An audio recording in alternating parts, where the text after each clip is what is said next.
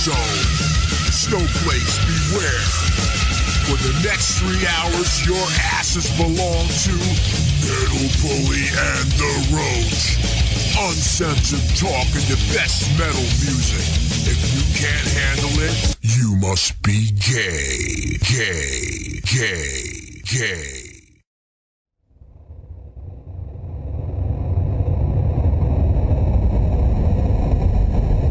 It has been established that persons who have recently died have been returning to life and committing acts of murder.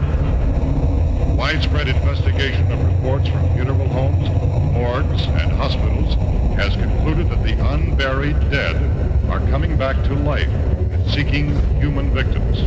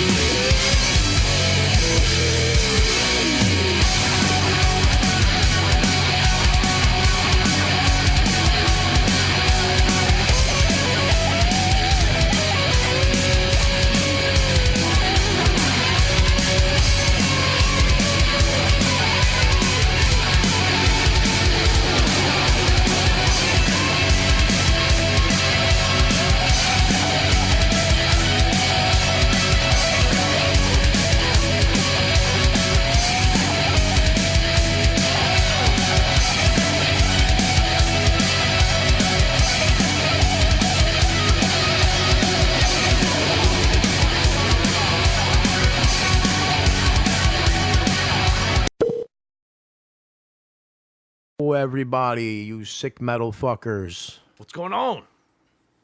How's everybody doing? Metal Bully and the Roach, That's we right. have returned Yes, we have. with another great show. Absolutely. It's going to be awesome. It's going to be awesome. And you just heard from Taipan from the Metal Machine album. That is a band that I really dig. They're from Australia. Yes, they are, and they kick ass. They're very underrated band. Sounds like it could be from the Orient. Well, that's named after the most poisonous snake on the planet. Very good, Bobby. Yes, it is. Taipan. That's what it is. Deadly venom. No anti-venom available, folks. And yeah, man, those guys are still together too. They've been around for a while, man. They've been around. I think, Jesus Christ, I think late 70s, 79. I think they came out, if I'm not mistaken. But kind of like a cross between Motorhead and Tank, with their own influences thrown in for good measure. Yeah, they're pretty good. Pretty good, man. So we got this prick over here, this Roach prick, and this other fucking Robert, horny crack. Why you always call him Albert? I don't know what it is. It's just a subliminal thing. Robert. This is horny crack. You ought to know by now. I know that his name is Robert and not Albert by now. Prince Albert. You guys are great. Otherwise known as the culinary creep. Why don't we just call him the culinary creep, and this way you Yeah, don't keep fucking up his name. Well, I want to make sure everybody knows his name so they can friend him on Facebook and they can inquire about his culinary Bobby, art. can I ask you His a question? culinary arts. How the fuck are they going to look me up? They don't know what the fuck my name is because you don't know how the hell to say it. All they got to do is What's the matter with listen, you? pal. All What's they the got to do matter is with go you, on huh? my page and look up horny crack, and they'll know. Just type in horny crack, and he'll come up. And you'll see a picture of Bobby's ass. Oh. I said horny crack, not hairy crack, pal. What's going on? What do we got tonight, dear culinary creep? Oh, tonight, well, St. Patsy's Day is on the horizon, but I can't stand corned beef and cabbage, so we ain't having none of that. What? None of that. Sacrilege. We're going to do an alternative. Got a lovely herb pork roast. You're turning progressive now? Yeah. With this Bavarian kraut that I make, because I can't stand plain yellow kraut. Oh, it I was just turns born me there. off. This Bavarian kraut is sweet and tangy. It's got apples in it, a little brown sugar, Sweet some and apple cider tangy? vinegar. Yeah, it's like He's setting me up. It's pretty obvious with that. Yep. You ever Sweet had- and tangy. You ever had red cabbage? It's sort of like that, pickled red cabbage, sort of or along that line, but better. I'm so about that stuff and pickles. We know in the you've same had the sentence with sweet. Bobby. You've had the sweet and tangy fucking sack. Puerto Rican, you'll dig it. You think so? I don't know. The I don't, Spanish population loves my savory dishes. This is one of them. Your savory I sack. gotta tell you. I You guys have a flavor palette that's so wide and I'm alive. not. I don't like sauerkraut. He's got an asshole. I don't that's real either. wide too. I don't either. That's why I'm saying this is different because I don't like it either. But you don't have to try it. Don't worry about it. I'll try a More little for bit. He'll try it. More Come for us. on. I'll try a little bit. How are you gonna know if you don't like it? If you don't try it. Take a little Try it, stand. Mikey. don't You'll like it. chase You don't it like with a it. beer. I know. I'll try Smoke it. a joint. Yeah. Do a line. Something. Get rid of the taste in your Whoa, mouth. do a line. Officer Richard Head's gonna be knocking at my door now. Yeah, it's Officer Head over here. Officer Richard Head. Oh my God! I got nervous when I saw that bag. That fucking who posted that? Robin probably. The air guitar strings, or was it Jeff Yeah. Baker? One of them. It looks like there's cocaine in the bottom of that bag. Look at that picture. Look. Tell me, am I right or am I wrong? Look. Right. That or dust. I got all nervous. I got all nervous. My sphincter started fucking clenching when I saw that. Remembering the old days. The olden days. Oh my God. Fat boy. Nassau Haven. We used to call it devil's dandruff. Yeah, you'd think about that. Your buddy would be on his way back from New York, and you'd be like, he'd call and be like, I'm on my way back. And then right away, everybody would make a beeline for the fucking bathroom because everybody would have to shit just thinking about that first line. Yep. Terrible. Hey, I got an idea. How about we do some of that Satan's dandruff and some Satan's testicles together? That'll be a party. Drugs are bad, okay? Drugs are bad. Okay. No more drugs for me. Alcohol, yeah. I'll do Alki-Hero. Alki-Hero, no drugs. Yeah, no drugs. Drugs are bad. Okay. That's that shit.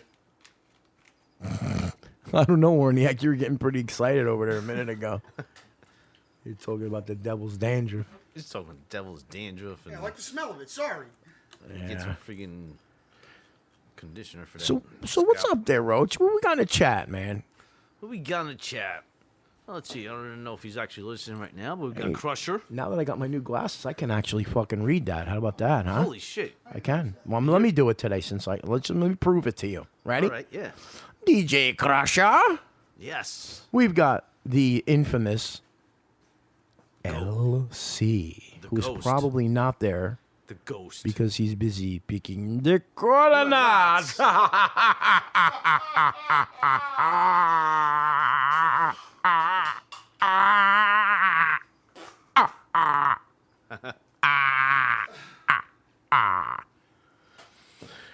Wow.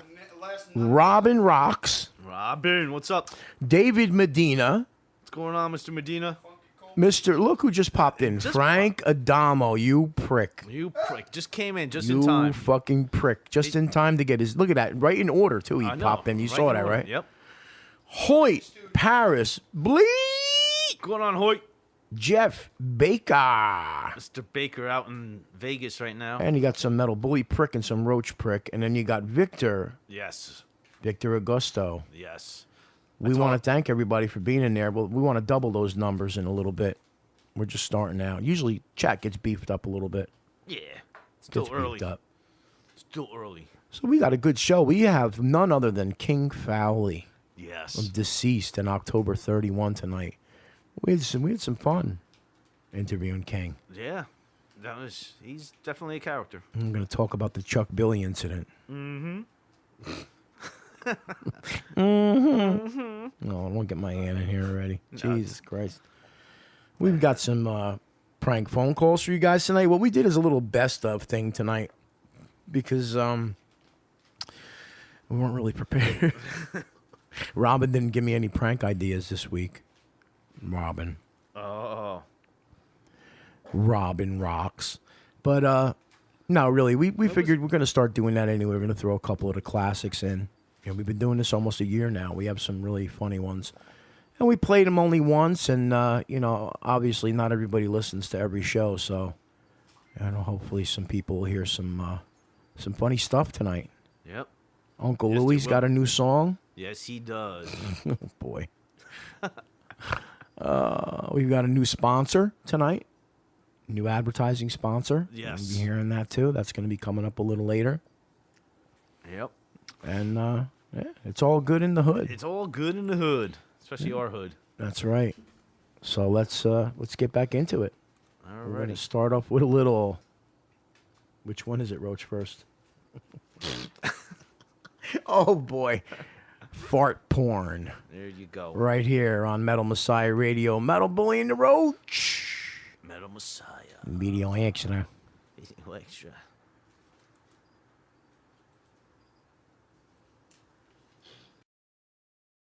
How are you? I'm good, and you? Hey, I'm doing all right. I was wondering if you, I mean, I feel a little bit funny talking about it over the phone, but the movies I'm looking for, right? Because I look for unique porn, right? Hello? You'd have to, if you want a unique art movie, you'd have to come and look. No, I'm just want to know you. I know you got midget porn, right? Probably. I can ask if you hold on. Yeah, ask him you got midget porn, and But most likely you'd have to come and look. what about fart porn? You'd have to come and look. Can you ask for me? Because Consider art. I'm all the way over here in Fords, New Jersey. I don't want to drive all the way to Union if you ain't got fart porn. We do not have midget porn. I know. I asked you about fart porn.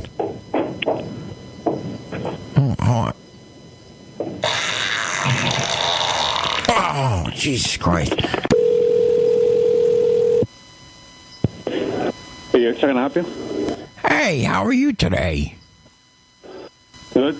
This the porno boutique? Yes. How you doing, buddy? Good.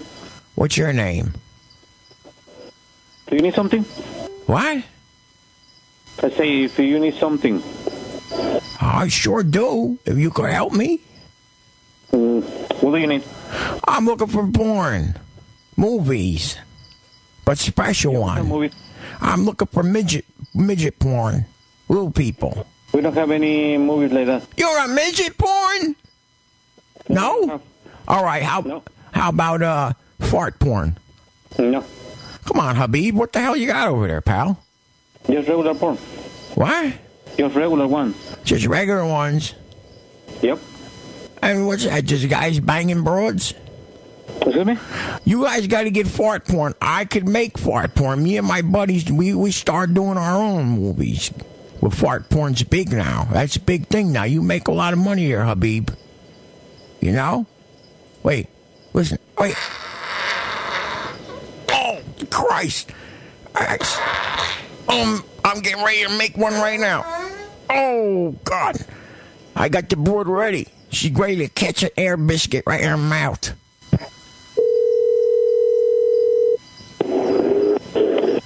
Video extra? Hey, Muhammad.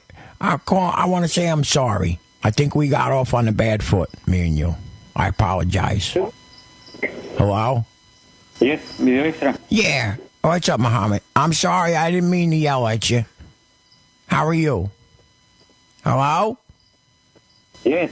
Did you find that movie for me, Little Dong Long? We don't have it. We don't carry anything about this guy. Well, what about the fart porn I asked you about before? Sir, we don't carry anything about this movie.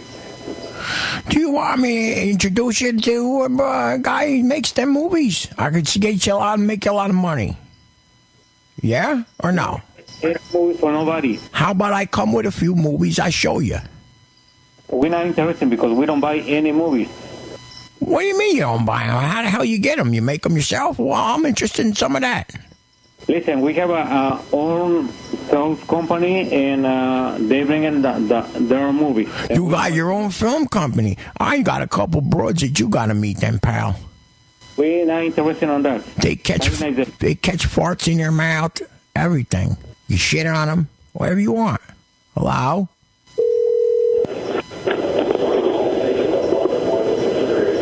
Video extra. Hey, Hassan. What's going on? Why you hanging up on me, prick?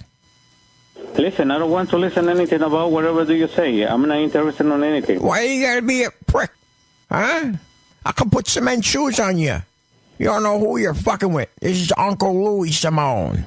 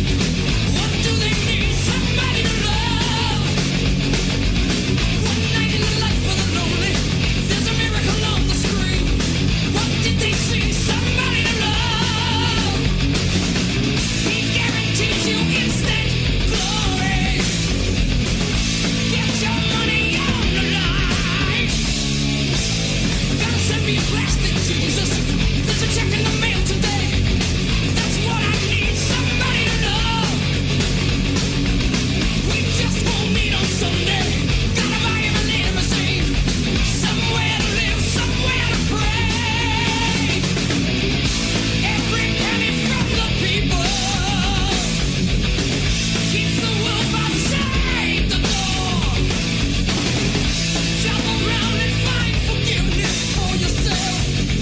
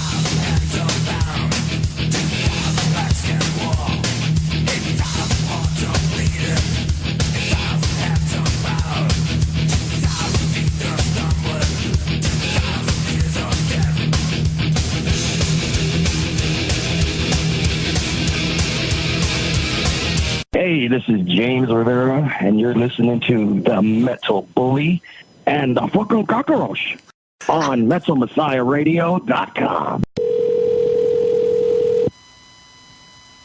Thank you for calling Party City. How can I help you? Yes, hello, Party City. Yes, it is. Hi, how you doing? Good.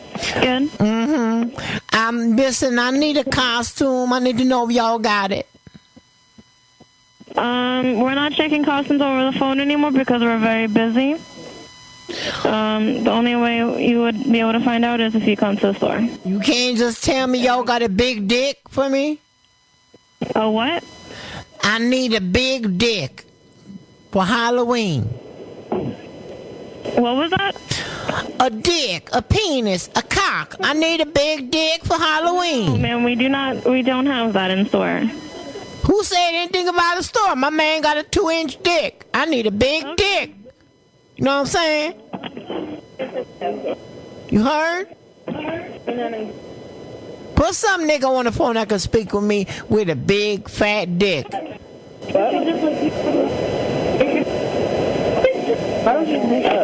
Hello. He sounds like a grown woman. Party City, can I help you? Hello.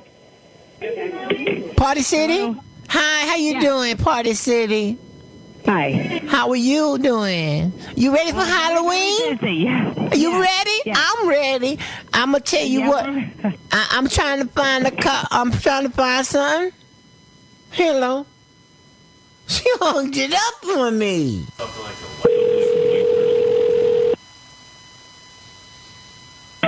Party City, may I help you? Yes, I just got hung it up on, which was pretty rude. Can you help me with something? Is it a Halloween costume? Yeah, I'm looking for some tomorrow night's Halloween. No one's hanging up on you. They're just very busy. Nah, she hung it up. Get to the phone. No, she hung it up on me. Anyway. I'm sure she didn't mean it, honey. All right. All right. You all got adult stuff? Oh, you fucking bitch. Hello? Hello? Hi, how you doing? I'm good, and you? I'm doing better now that you answered the phone. I thought I got hung it up on again. No, we just had you on hold. We're very busy right now. Okay, sweetie. Listen, tomorrow's Halloween, right? Yeah. I need y'all to look for me if you got something for me to be. Of course, what is it? I'm looking for I want to be a big dick. A big what? A dick. A cock. A penis. Costume. We do not have that costume. You ain't got it? We do not have that costume. My husband ain't got it either. He got about 2 inches. You know what I'm saying? That nigga hung like a pimple. You know what time it is, girlfriend. We do not have that costume. It might be funny to you now, but it ain't funny to me at night after I had some MD fitty, you know what I'm saying? And I'm looking for a good 8 to 10 inches, you know what I'm saying? Yeah. Yeah, you know what time it is. I wish I was young again. How old is you? I'm 17. Oh, you be getting it good? You be getting it good? I know what's up. Hey, well, Hina, why you making fun of my penis? I hear you in the other room there, you fat bitch. Oh, he hurt me making fun of his penis. I'm in trouble now. Oh, no. Hey, hello? Who's this on the phone? Hello? Hello? Hi, who are you? I hear her making fun of my erectile dysfunction. I'm 66 years old. Today's my birthday, and she's showing me making. Thank you, sweetheart. My name's Uncle Louie. What's your name? Samantha. Hi, Samantha. Oh, would you like to come sit on my lap? No, thank you. We'll talk about the first thing that pops up. No, thank you. Please. Have a good one, sir. Bye, sweetie. I love you. Bye. Bye. This is King Sally from Deceased in October 31. This is terrible, terrible prank phone call. I do not condone that, Roach. Whose idea was that? Yours? No, not mine.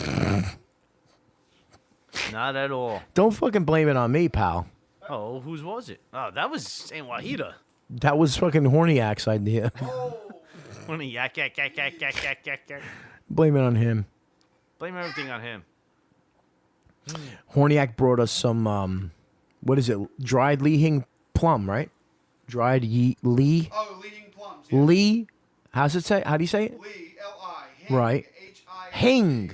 Li-Hing. I don't know the Li-Hing plum. Very salty. You put it in your mouth and Li-Hing plum. And it's so deep.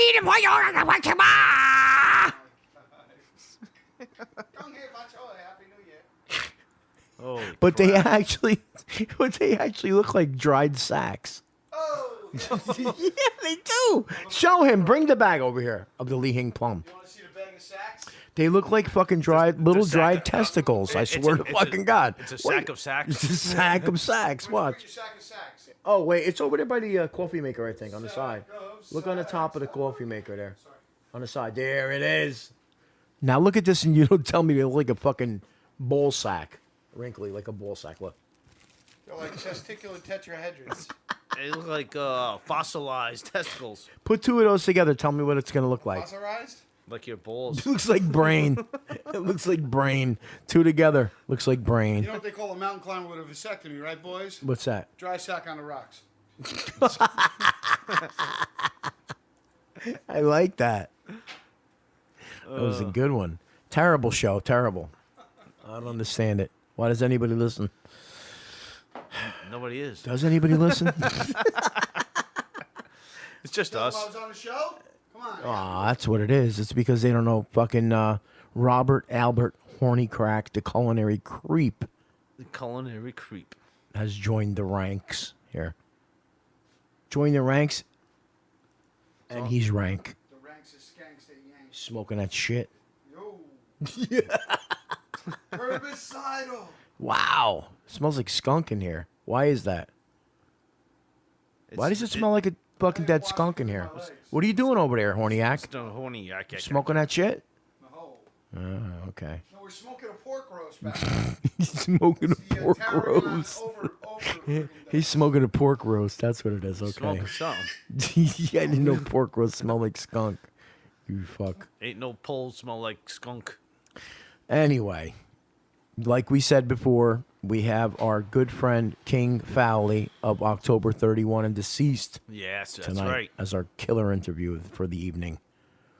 Nice talk with that man. Absolutely. We had a good time. King is also a horror fanatic like myself. We could have talked for hours just talking about horror, honestly. No bullshit. Talked for hours about anything with him. Yeah, he's a good guy, man. He knows the shit. His wife has a book coming out about horror movies with underground metalheads.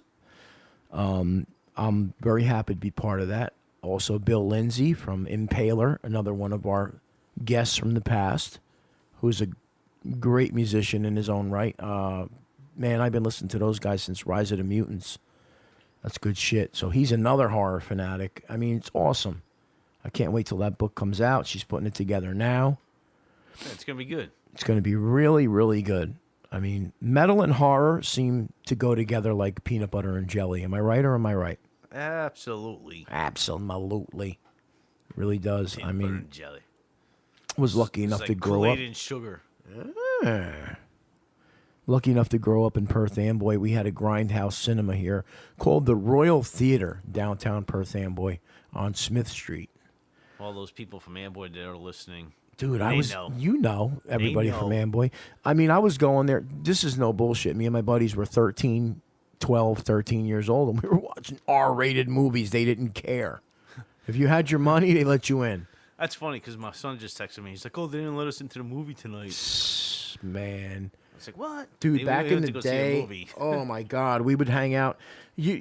This theater, though, you'd have to be fair, you'd have to bring a can of Raid and a switchblade with you. Yeah. And that was just for the And roaches. yeah, and your feet stuck to the fucking floor, you know. But, yeah, it was worth it, though. Because we're all 12, years older, you're going to see titties popping up on the screen. And we'd go nuts, dude. It would be like, every time we see tits. And then, the older people look at us like fucking assholes. You never saw a pair of tits before? We're like, no. You never saw your mom? No. Wouldn't wanna. Sorry, Ma. I love you, but I don't want to see your breasts. This is, But anyway, I saw so many great movies there. Phantasm, the original, 1979, the first one. I stayed and watched that twice. I watched it, hung out through the first feature again to see Phantasm the second time. That was back when they had those double features, right? Yeah, oh my God, they had triple features sometimes. We had you see what it did? At this place, they alternated. They did like Kung Fu Day. Well, week, whatever the fuck. But I only went on the weekend, so. But yeah, it would be like triple feature Kung Fu movies. The crazy ones, the ones from, straight the fuck up from fucking China with the Australian dubbing, terrible dubbing, And we would proceed to kick the fucking shit out of each other on the whole walk home. Because we had Kung Fu fever, Kung dude. Fu fever. It was like, everybody was Kung Fu fighting. Oh, Lord, this was so frightening. I don't remember the words. But anyway. But yeah, it was great, man. Then they would have, the next weekend would be horror.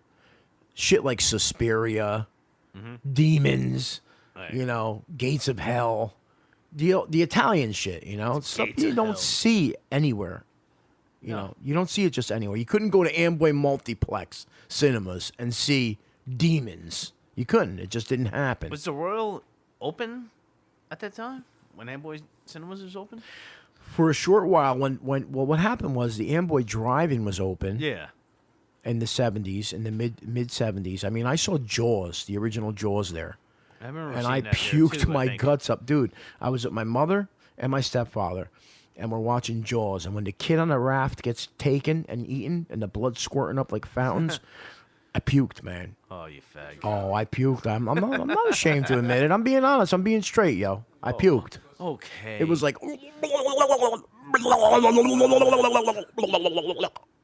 All right. I'll be sensitive to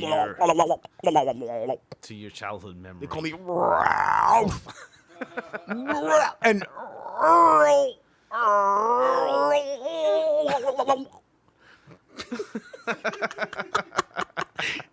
But yeah, man, it was great. It was great.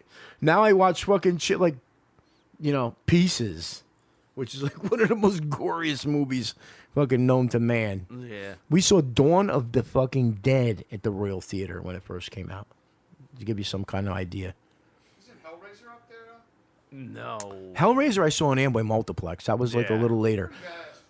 But Dawn of the Dead, man, Jesus Christ. We had never seen anything like that. When she goes, when the black lady goes, the Haitian lady or whatever she was, and she goes, oh, wee, whatever she says to the fucking husband. And the husband's all green. He's like, and he bites her fucking arm and rips a chunk of flesh out. And the blood goes squirting. We were like, holy shit. We never saw nothing like that before, dude. Nothing. Yeah, it was crazy. It was insane for back in the day. Night of the Living Dead's got some good shit in it for back in its time, but you're seeing that shit in Technicolor now, bro. Technicolor. You're seeing blood squirting, people getting their heads blown off and shit. George Romero was the man. You fucking pricks out there that like The Walking Dead, you pricks wouldn't have no fucking Walking Dead if it wasn't for George A. Romero. So get used to it. Pay fucking dues. Right? Right. Uncle Louie, what are you doing here? He's waiting for tomato pie. Are we getting tomato pie tonight? I don't know yet. Gotta see what's going on. You look at Orniak's like, I don't know, are we? It depends, man. Oh, what was that place in We Fort? could always eat that. You know that. I didn't get this belly from looking at food. Right? So what's going on, man? What we got? We got some good stuff coming up, guys. We have got some plugs. Let's do the plugs. What do you say? That's all I'm saying. Right? Mm-hmm.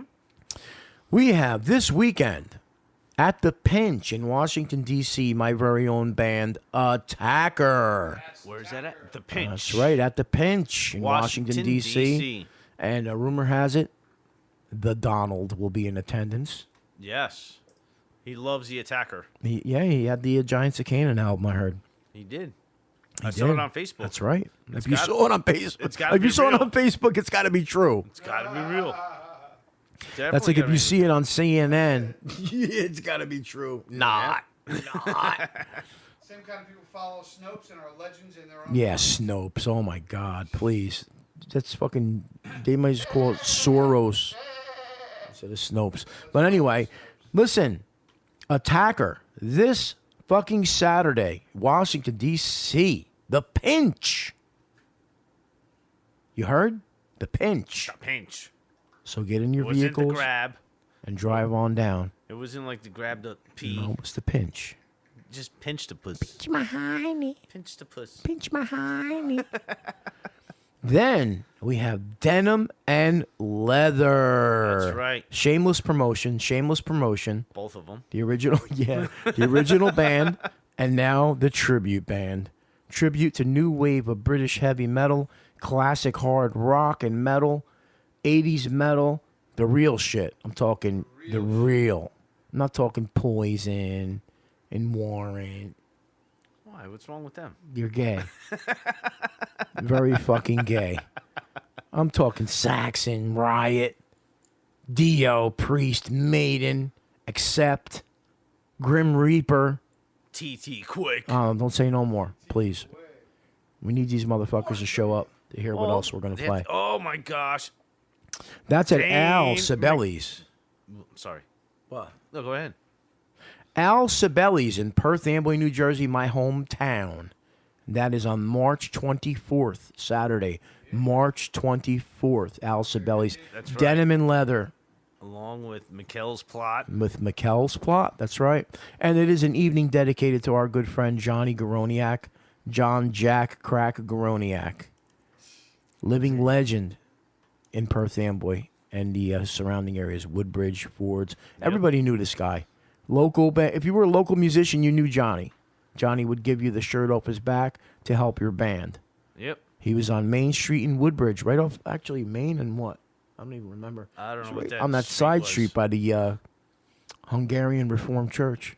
It was. Yeah, I forget the name of that street, but it doesn't matter. But it's right. It's just on the corner of Main Smack dab Street. in the middle of Main Street. Yeah, it was. It was. And then also, April 27th, I am proud to announce Sunless Sky, our good friend Juan Ricardo Absolutely. and Curran Murphy's band. Yes. Sunless Sky, all the way from Ohio. That's right. Also featuring those pricks from South Jersey, Legion. Yeah. With our buddies Frank Adamo, Yeah, Joe Adamo, Adamo. Artie Maglio. Yep. Uh-huh. Unbelievable. Unbelievable band. You got to go see them to believe them. They are great. They are great. Band. I'll give great them that. band. Also, Even though they're pricks. they are pricks. Also, Psycho Prism. Yes. And that's at Dingbats in Clifton, New Jersey. That's right. So get off your fucking asses and go fucking support the scene. Stop. Right. Right? Don't fucking. Instead of sitting home and watching fucking Netflix.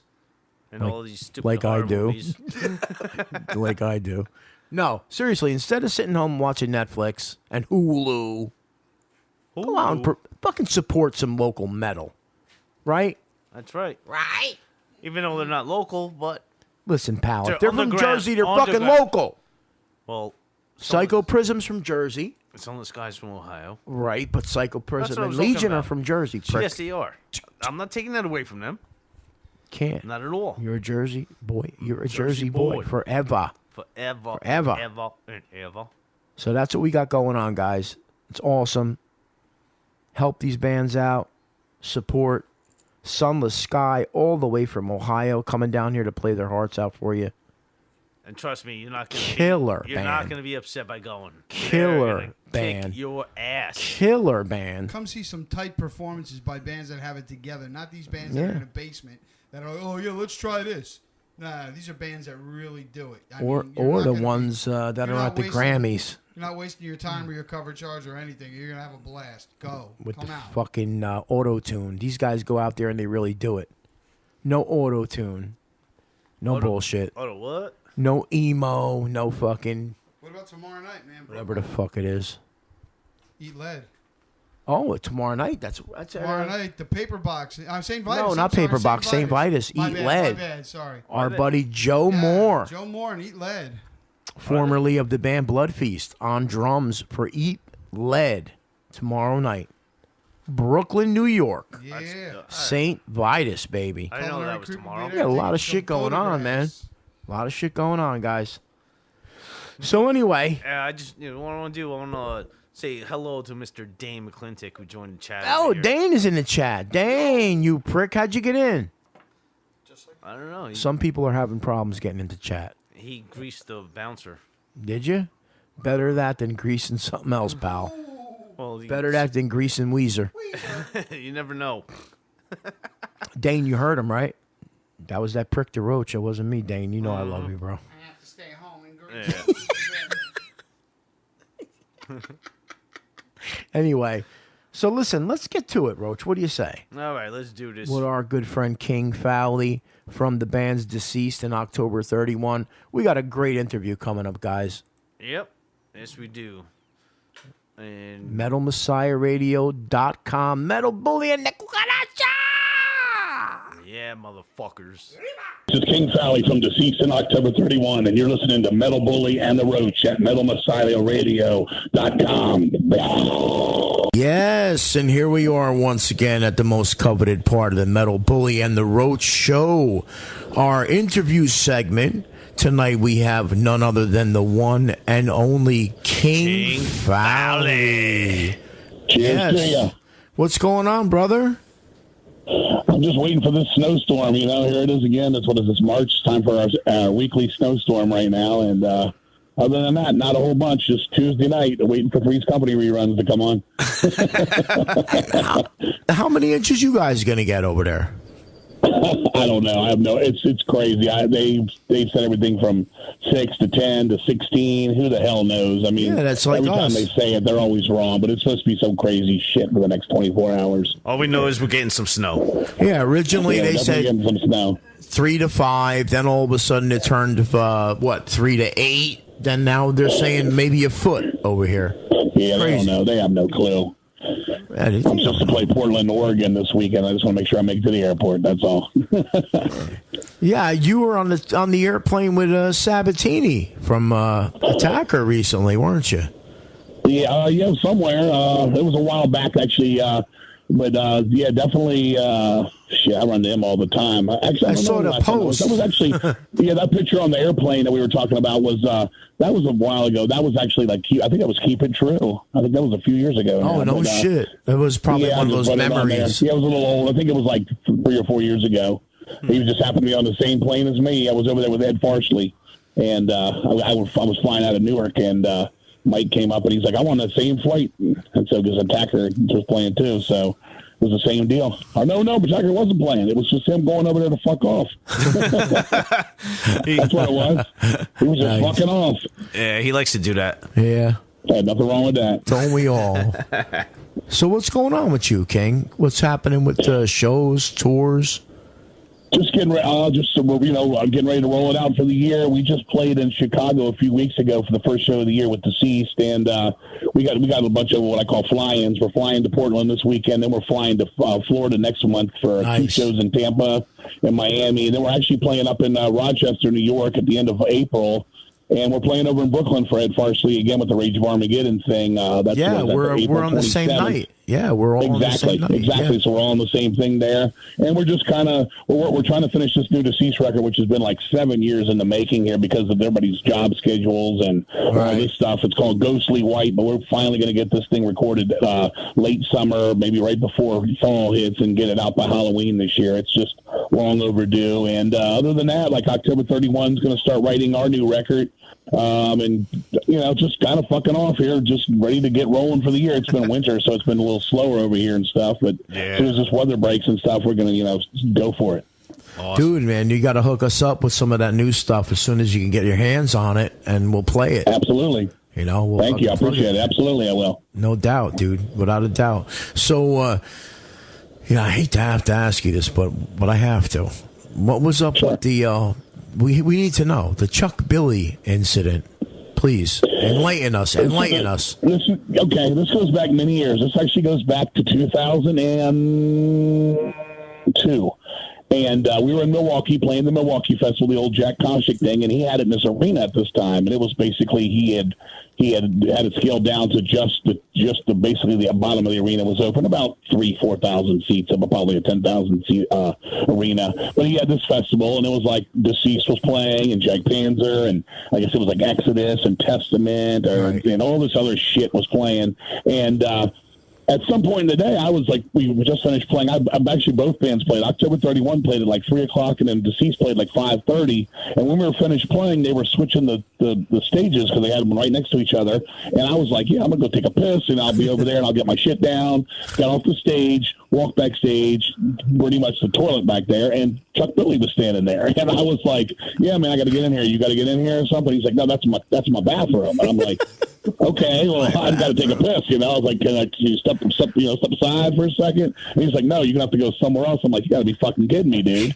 And he really started turning red and getting upset. And I was like, this is fucking stupid. I was like, well, are you serious? And he was like dead serious. I couldn't even get him to, break a smile, crack a, anything. He was just being like an egotistical asshole over a fucking toilet. I said, dude, I don't know what to tell you, but I'm going in there and I'm pissing. And the stagehands were like, hey, get the fuck out of the dude's way. To Chuck Billy, like, move, this dude's got to piss. And finally, he just like threw a fucking, a hissy fit, and I huffed and puffed, and I went in and pissed, and I left. And it was so weird because I was like, really? I was like, over a toilet? Wow, bro! I would have left the floater for him, bro. I would have had one. I would have. I fucking don't know what I said, but I'm sure I said something to him. Otherwise, I probably said something like, "When I'm done, you can go right to New Testament" or something on the toilet or something. But it was just mind blowing, just how people can be, just like they don't want anybody like I'm under them, I'm under their shoes or whatever. He was really playing the part at that time. He really was. No shit. Yeah, I was like, what is he? What does he think he's James Hetfield or? it was just ridiculous. I was just like, look, I'm just got done playing him right here, and he couldn't give a fuck. He's just like, yeah, he's trying to block the, he was like the Don John security. It was weird. Jesus Christ, bro! I would have left fucking half of my turd hanging off the end of the fucking the rim of the bowl for him, bro. I would have if I'd have had any in me. A nice periscope. That's funny. Holy shit! So you wore a Testament Sucks T-shirt on stage. We were in San Francisco. So after that happened, we got asked to play this punk rock show out of the Stone in San Francisco. And I was like, you know what? I'm wearing a Testament Sucks shirt. I'm not a fan. I think they're sissy thrash. I think they're for yuppie, preppy kids, whatever. It's just not my kind of stuff. And either way, whatever. You teach their own. But after that incident, I was like, you know what? He makes me want to do this, make this shirt. So I made this shirt, and I went out there, and we played this. It was an all-punk show except for Deceased. And we were playing with bands like Dr. No and Fang and stuff like that. Big time, classic punk bands. Yeah. And what was funny was we got there, and I went in there, and at first, punk rockers are already, they like to have it controversial, but they were like, oh, that's a great shirt. That's a great shirt. Oh, fuck yeah, this is awesome. But then, like, the metalheads that came to see us were all like, oh, that's fucking the best. We fucking can't stand them. They're fucking rock star jerks and all this. So it was like, I found out even more that, that wasn't the first toilet they tried to fucking, fucking possess. Jesus, man. The first toilet. So I wore it on stage, that night, and that was it. And fucking, and I just, not a fan. Yeah. Well, after that, I can understand, man. I can understand why. I never was anyway. Even if you didn't like them before, you're gonna like them a lot less after that, man. Yeah, Jesus I never. Not my thing. I'm not a big guy of that kind of stuff. But nah. All over a bowel movement. Not even. No, he just wanted to pee. He just King wanted number one. I wasn't even going number two. Yeah, he just wanted to piss. I'm the one who said I would have shit. I would have pushed out a turd after that, bro. I'd have been like, fuck you, bro. Fuck you. Now you're getting a nice cigar laying in there for when you go back. There you go. No flushing, no nothing. Fucking prick. Right? So, dude, Yeah, man, that's tell right. us about your wife's book, man, the horror book, man, coming out. She's working on a book. She took a lot of people, like a lot of friends and stuff, wrote for it, a lot of comments and stuff. She's slowly putting it together. She's got a lot of ideas. It's moving along slowly. Some people got stuff to her quickly. Some people took all damn day. Some people haven't got back to her yet. So it's kind of like still in the early stages. But she just wants to write a book on like horror movies and stuff and how people, kind of all of us underground kind of metalheads, it kind of comes with the territory, so to speak. Most people, horror movies go along with the metal music and stuff. And she just kind of hears everybody's story, each person's story about how it kind of happened. And you ask different questions, and then you get different, perspectives and, intriguing answers at times. Sometimes it's repetitive, sometimes it's not. And she's going to piece it together little by little over, whatever time length it's going to take to do this. But, yeah, it's pretty cool what she's trying to do. I think it was an awesome concept, man. I think it's a really good idea. Absolutely. That's a big thing with the Cease. That's one thing with us. We've always been like that. It's always been like ghostly tales and horror themes and stuff. And it's just shit that I grew up with. From the movies to the literature and all that stuff, just been an important thing to me. And that's one of the reasons I call the Cease death metal, is because I don't really see a lot of this gurgly, guttural kind of stuff as death metal to me, because it doesn't have I don't know, it just doesn't give me an aura, it doesn't give me a sense of eeriness, things like that. I would call a lot of heavy metal music to me, like I'll take for example the band Surf on Gold from the West Coast. Those guys, like some of the early stuff like King of the Dead, had so much dread and doom and dark and despair to it, more so than I would say anything like an Obituary or a Cannibal Corpse, which is just basically just down tune, low guttural kind of vocal stuff. If that's what death metal is, that's not my thing at all. I prefer something very dark and evil and eerie. That's something that takes my mind there. And that's what the Cease has always tried to do with our records, is like, we want to do something like that where it gets to you, it gets under your skin kind of thing. That's just something we've as we've gone on and on and on and on, it's become even, more of a challenge to just become like, create these tales, these tales where there's no good outcomes. There's always a fork in the road, and it always ends, on a downer. That's horror to me. Yeah, that's what death metal is to me. A lot of this stuff is so cookie cutter now, dude. It's just like you can interchange the singers and not even know a fucking difference. Oh, exactly. First off, I can't listen to anything if I can't understand what the hell they're saying. Pronunciation and that kind of stuff. Sure, I've got some low end stuff and stuff we've done and stuff, but I always make sure that you can hear the words. I take that from my years of Venom, where Kronos would, Venom. Now Kronos is tame. We all know that Kronos is tame now, but back in the day, it was the extreme. And it's like you could understand the words, you could follow the words, you could it was part of it. Now it's like that turd that you wanted to let out in the Testament toilet. It's just the Testament toilet. That's what you're hearing. It's like, to me, some people love that. It's always like copycat and something like, here's the fast Cannibal Corpse riff, here's the breakdown Obituary ripoff of Celtic Frost riffs, et cetera. And there's just nothing there to me. It just doesn't do it for me. Once in a blue moon, it'll work, like some old Repulsion I love, some Impetigo I love. When it just seems to work, it's fine, but so much of it just in one ear, not the other for me. It's just a waste of my time, personally, as a listener of music. Exactly. I just want to know what the fuck is with the pig squealing, pig grunt thing now going on. Just looking for things. Literally, dude, it's like these vocals they're not even powerful. They're not powerful. They're just cupping the mic and just making noises and stuff. And hey, music is art, so again, to each their own. But it's just not for me. Right, exactly. I would to each his own, like you said, man. But it's you have to wonder: are these kids now listening to it and being like, "That's fucking cool," just to piss their parents off? I just don't fucking get it, man. When you hear like pig grunts, squeals, and all that. Yeah, I guess we're getting older, and it's all weird to us now, like it was weird to people before us, like we were. Yeah, that's exactly right, man. I guess we're getting fucking old, man. Get off my lawn. Right. My mother used to freak out when I used to play Ozzy Osbourne. She'd think I was like devil worshipping in the fucking bedroom. And then a few years later, my mother's going, I like Ozzy. He's so cool. Because, they were doing the whole reality show and everything. Sure. So as soon as she said that, I was like, I don't want to hear Ozzy no more. Fuck that. My mom likes Ozzy. That's the end of Ozzy. They always find ways to tame the beast. Everything like starts off like ours, and then it becomes theirs, and then all of a sudden it's like it seems different to everybody, you know. Yep. Yeah, well, that was Sharon and all that. You know, Sharon fucking. Yeah, she's a cunt. That's one. That's I hate her. October 31 thing. We have a sign we put up a lot of times at the end of our shows when October 31 plays, and Sharon Osbourne is a cunt. Is what we hold up. We all get a word. The whole band gets a word, and we hold it up at the end. That's what we did at the Maryland Death Fest one year. We held that up, and man, you talk about a roar, because we were just basically at the time she was. That's right when she fucked Bill Ward over with Black Sabbath. And I remember that fucking that greedy ass Ozfest on everybody, and I was just like, this ain't a fest, and I felt like I was at Maryland Death Fest having a good time, and felt like a good time to unleash it. So we put out this Sharon Osbourne as a cunt thing, and man, you must have had I think it was like 5,000-6,000 people like cheering that thing. Oh, look what the fuck she did with Daisley and Kerslake, man, erasing their fucking tracks, yeah, that's pathetic. Jesus Christ! I mean, is anything sacred? Nothing's sacred with that woman. It's all about money. No, that's not. Yeah, you're right. Yeah, that's pathetic. And that's just how they are. She's a fucking greed pig. There's so many of them, but she's definitely one of the biggest stenches. Yeah, no doubt.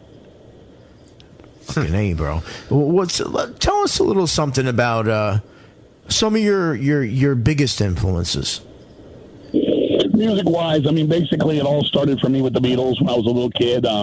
My dad died of cancer when I was really young. I was like 5. He died at 28. He had cancer. Oh, sorry to hear that. Thank you. But my mom had to work like 3 jobs to keep me and my sister, and so when she was working these jobs, somebody had to watch me. So my aunt, her sister, would watch us, and basically I'd be over there raiding her records, and I heard everything from the Beatles to the Stones to Zeppelin down to Steve Miller to fucking John Prine to Peter, Paul, and Mary. I mean, you could just go through the she was a hippie. You're talking, this is like 1974, right? So all that kind of stuff. And I was just digging for anything, and the first band that stuck with me was the Beatles. Right, and it was basically because they were the first band I could walk away from a stereo, and I would remember the song in my head, and I started humming it or singing it out loud as a child. And they were definitely my influence as songwriters and stuff. And as I got a little bit older, and my mom would take me to the grocery store to see her mother on the weekends, and she'd tell me to walk around by her and my grandmother, her mother, yap for an hour and a half. They basically buy me a roast beef sandwich and a chocolate milk and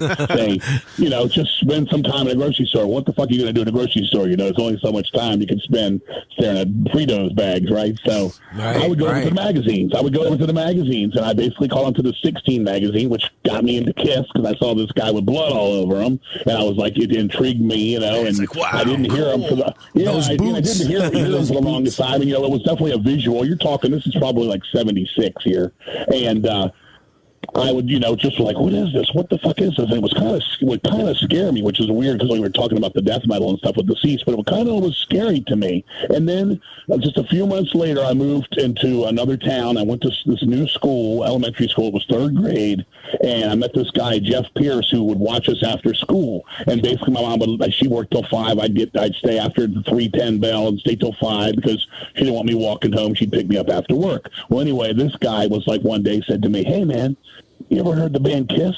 And I said, "No." I said, "I'd love to." He said, "All right." So he wrote me a note, and he let me go off the school property across the street and down, basically 2 blocks over. I went to this long-haired guy's door, gave him this note, and basically it said, "Hey, man, this is your buddy Jeff across the school. Give this kid your Kiss Destroyer record, and, I'm going to jam at the school." So he gave it to me. I started walking back, and I'm looking at Kiss, and you guys both know this. The cover's them kind of floating over hell. And I started getting that, like, spooky feeling, and this is just Kiss. Years later, it's just, it's not anything spooky to it, but at the time it spooked me out. So I went in there, and then we put the record on. The first thing I heard was Detroit Rock City with that intro of the guy dying in the car accident, which again brought me to this morbid shit. So I'm hearing this, I'm like, whoa. So it blew me away. My world became Kiss for the next 3-4 years, elementary school, all the way up to like 7th grade. It was all about Kiss. I got to see them on the Dynasty tour. My mom got me the tickets on my birthday weekend, and that's the one that's been floating around and trading forever. That Largo, Maryland '79. It's on the Kiss. It's on the Kiss DVD box sets and stuff. It's one of the first concerts ever filmed in whole from one of those arenas that actually had a video thing in it, which was Largo, Maryland. So I've got like that for all time. But then we got into 7th, 8th grade. And when I did that, this was weird. We were going to go see AC/DC on For Those About to Rock tour.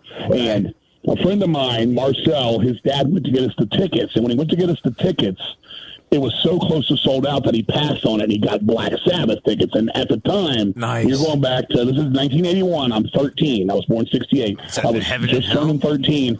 It was going to be Mob Rules, but here was the deal.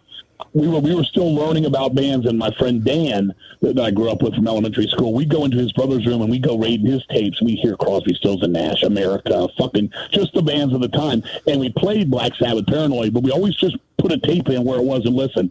And we hated it because here's what it was. It was Planet Caravan is what we heard. We're like, what is this? This fucking sucks. So we're looking for stuff because at the time we're caught in the world of Van Halen, Frank Marino and Mahogany Rush, fucking Heart, things like that, things with some power guitar. So we're thinking this Black Sabbath's hippie shit. So when we got word that he bought us the tickets, my friend Marcel didn't even know who the fuck they were. But I was like, oh, that shit sucks. This is going to suck. We're not going to AC/DC. So we weren't fucking ready for it, right? But about a month before the concert, we got these tickets about 3 months before the concert, this song kept coming on the radio, and I was like, this shit is killer. What is this? And it turns out it was the song Heaven and Hell was being played. Right, and I was like, they were like, that's Black Sabbath. And I'm like, that's Black Sabbath? That doesn't sound nothing like that song I heard on the tape. Yeah. So with all my teen angst friends of junior high school, we would go down to 7-Eleven and steal gum and soda pop and cigarettes and all that kind of shit. And we stole Circus and Cream magazines. There you go. I learned that this guy, Ronnie James Dio, had joined the band, and it wasn't this guy Ozzy Osbourne anymore, which I didn't know who the fuck that was at the time.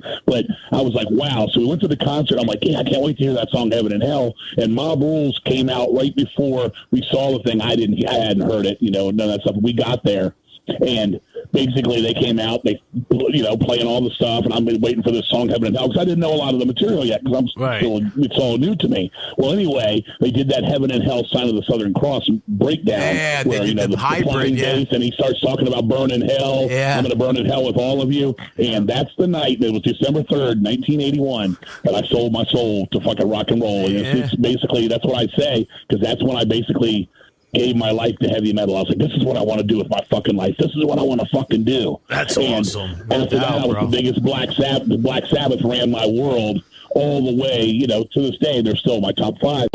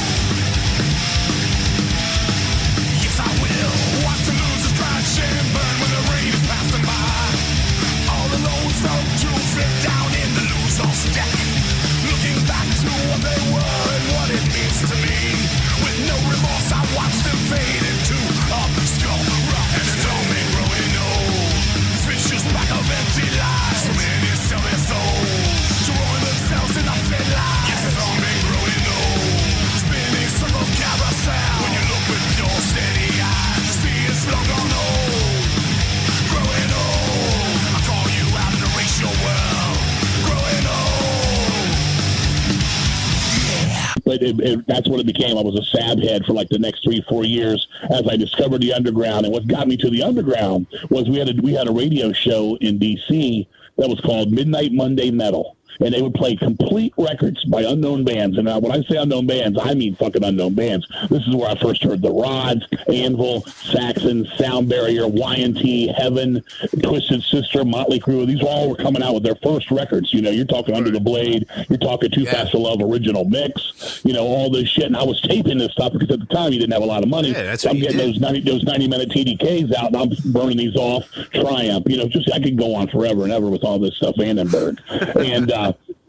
And basically, that's how I started learning about all this underground stuff to me. And then I started going to my record store and not dig into the record that was in the front, because at the time, that was of the day. It was Van Halen. It was AC/DC. It was Styx, Journey, Foreigner. You guys know. Pop stuff. Sure. Well, yeah, so I was going behind it, and I was finding Warlord. I was finding Bitch. I was finding, Demon Flight, the Metal Massacre series, all that early Metal Blade stuff. And I was falling in love with it. Then I found Kerrang! Magazine, and it just made me start wondering what this stuff was. Then I'm realizing this shit's everywhere. I'm buying Loudness, these Japanese imports of Loudness. Wow, Devil Soldier. From Britain.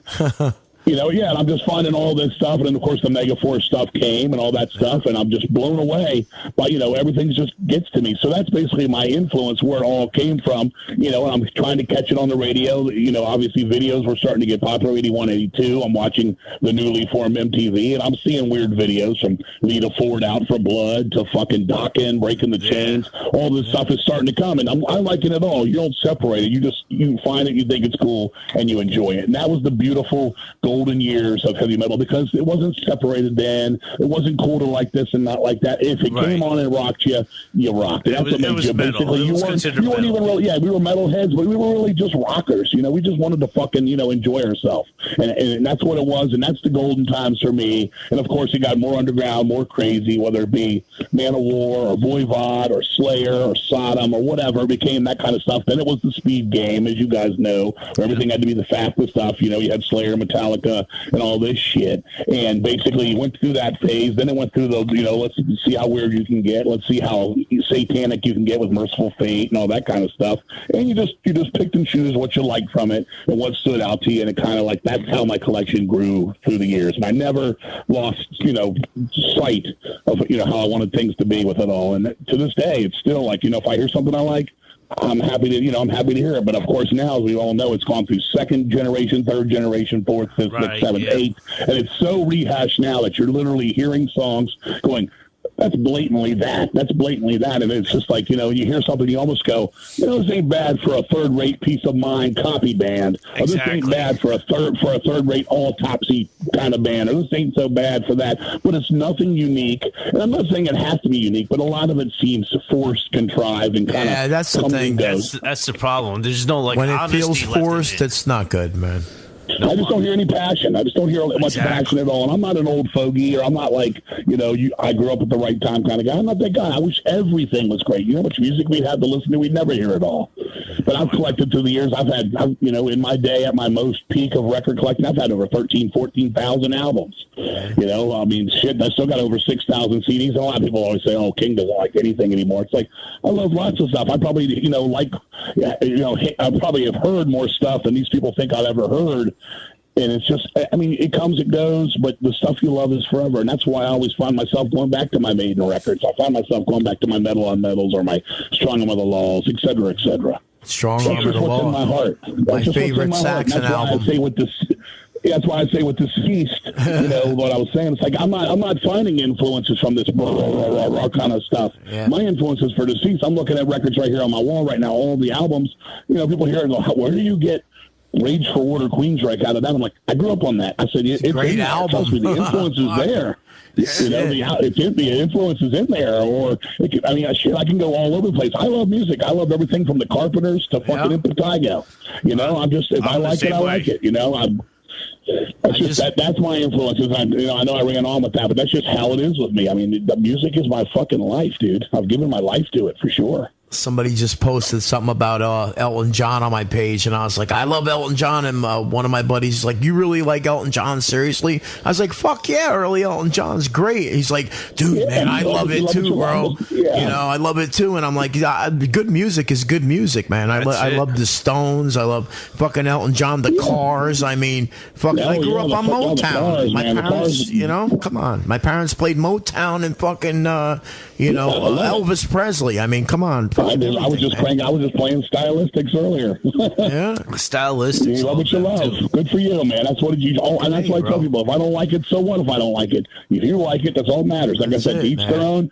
I'd rather hear somebody sit there and praise something they love all day and not cave in and not, because there was a time in the 80s, early 90s, back where I lived in Virginia, where a lot of people were like, following deceased around and stuff. And literally I could go some places and you'd say something and you could literally get people to like change their opinions of their own music just to suit me. And I'm not trying to sound like Chuck Billy, but I'm saying that's kind of like what it was. It was weird. Like I'd sit there and they'd be like, that shit sucks. I'm not into that. They go, yeah, you're right. I don't really like it either. And it's like, if you would have just told me, well, fuck you, I think it kicks ass, I'd have shook your hand and respected you a lot more than respect for you, right? Exactly, bro. And just try to please me because I'm in the room at the time. And Deceased was the band from DC that brought up all that stuff. We were the big band that built up the metal scene in D.C. We were definitely that band, and we basically showed people what speed, death, thrash, whatever the fuck it was called back then was. I mean, Deceased right now is in our 33rd year. We've been playing straight through for 33 years. We never changed. We never went grunge when that was cool.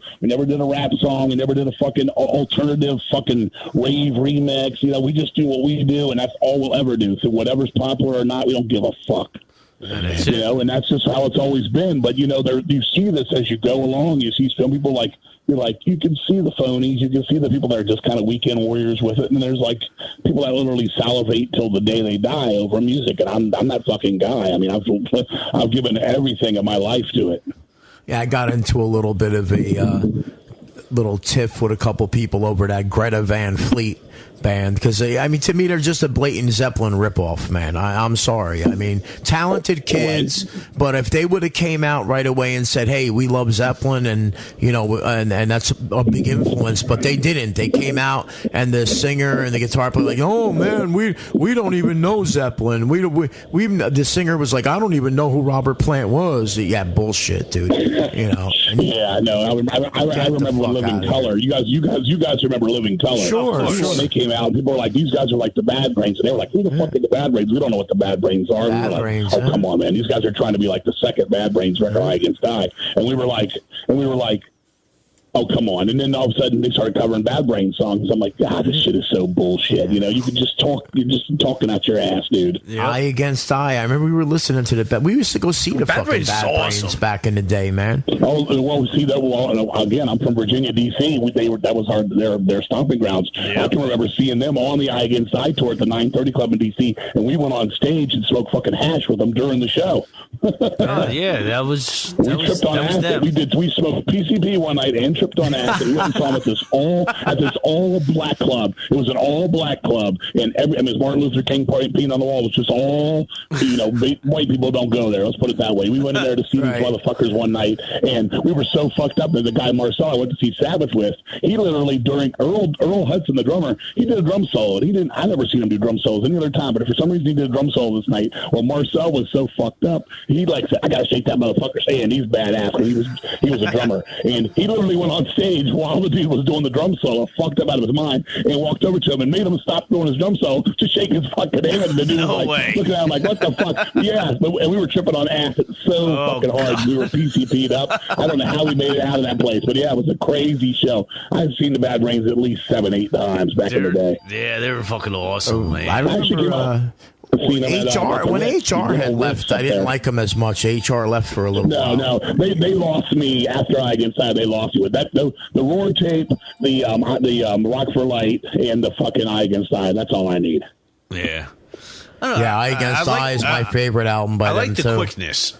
The quickness was all right. Yeah, quickness didn't do it for me. It was just, there was all of a sudden they had no speed left to them, nothing left to it. The energy was it was more like jumpy kind of to me. Yeah, they also had the reggae sound songs.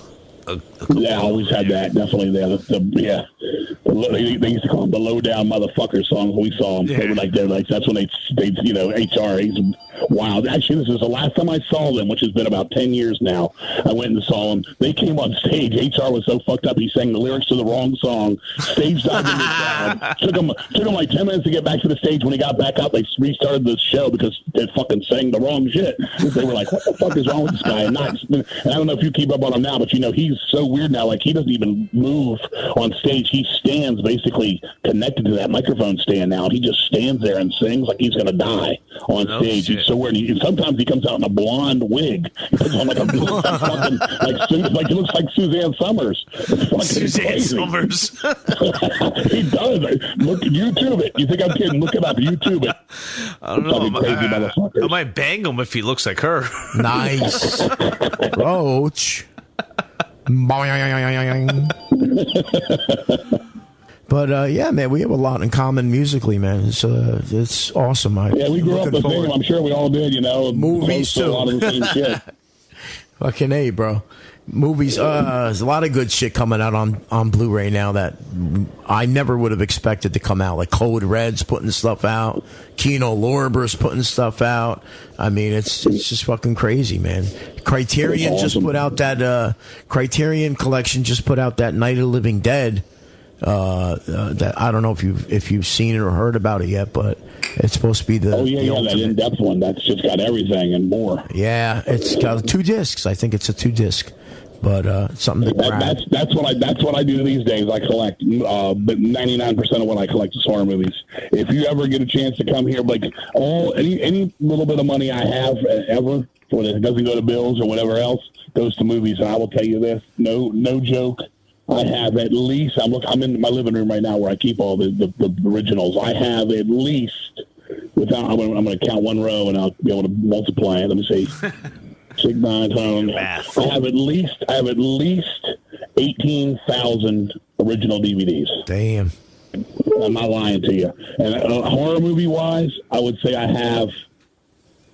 Let's see. I have at least 7 to 9,000 just original horror movies. These are literally what I call store boughts in here. And then I got my comedies, my dramas, my documentaries, my TV shit, and all that. But then I got another probably 10,000 dubbed between VHS and DVD-Rs of movies that don't exist on any of that shit, or different versions. That's all I do these days. That became about 15 years ago. Became my record collecting thing because my record collecting I just couldn't keep up.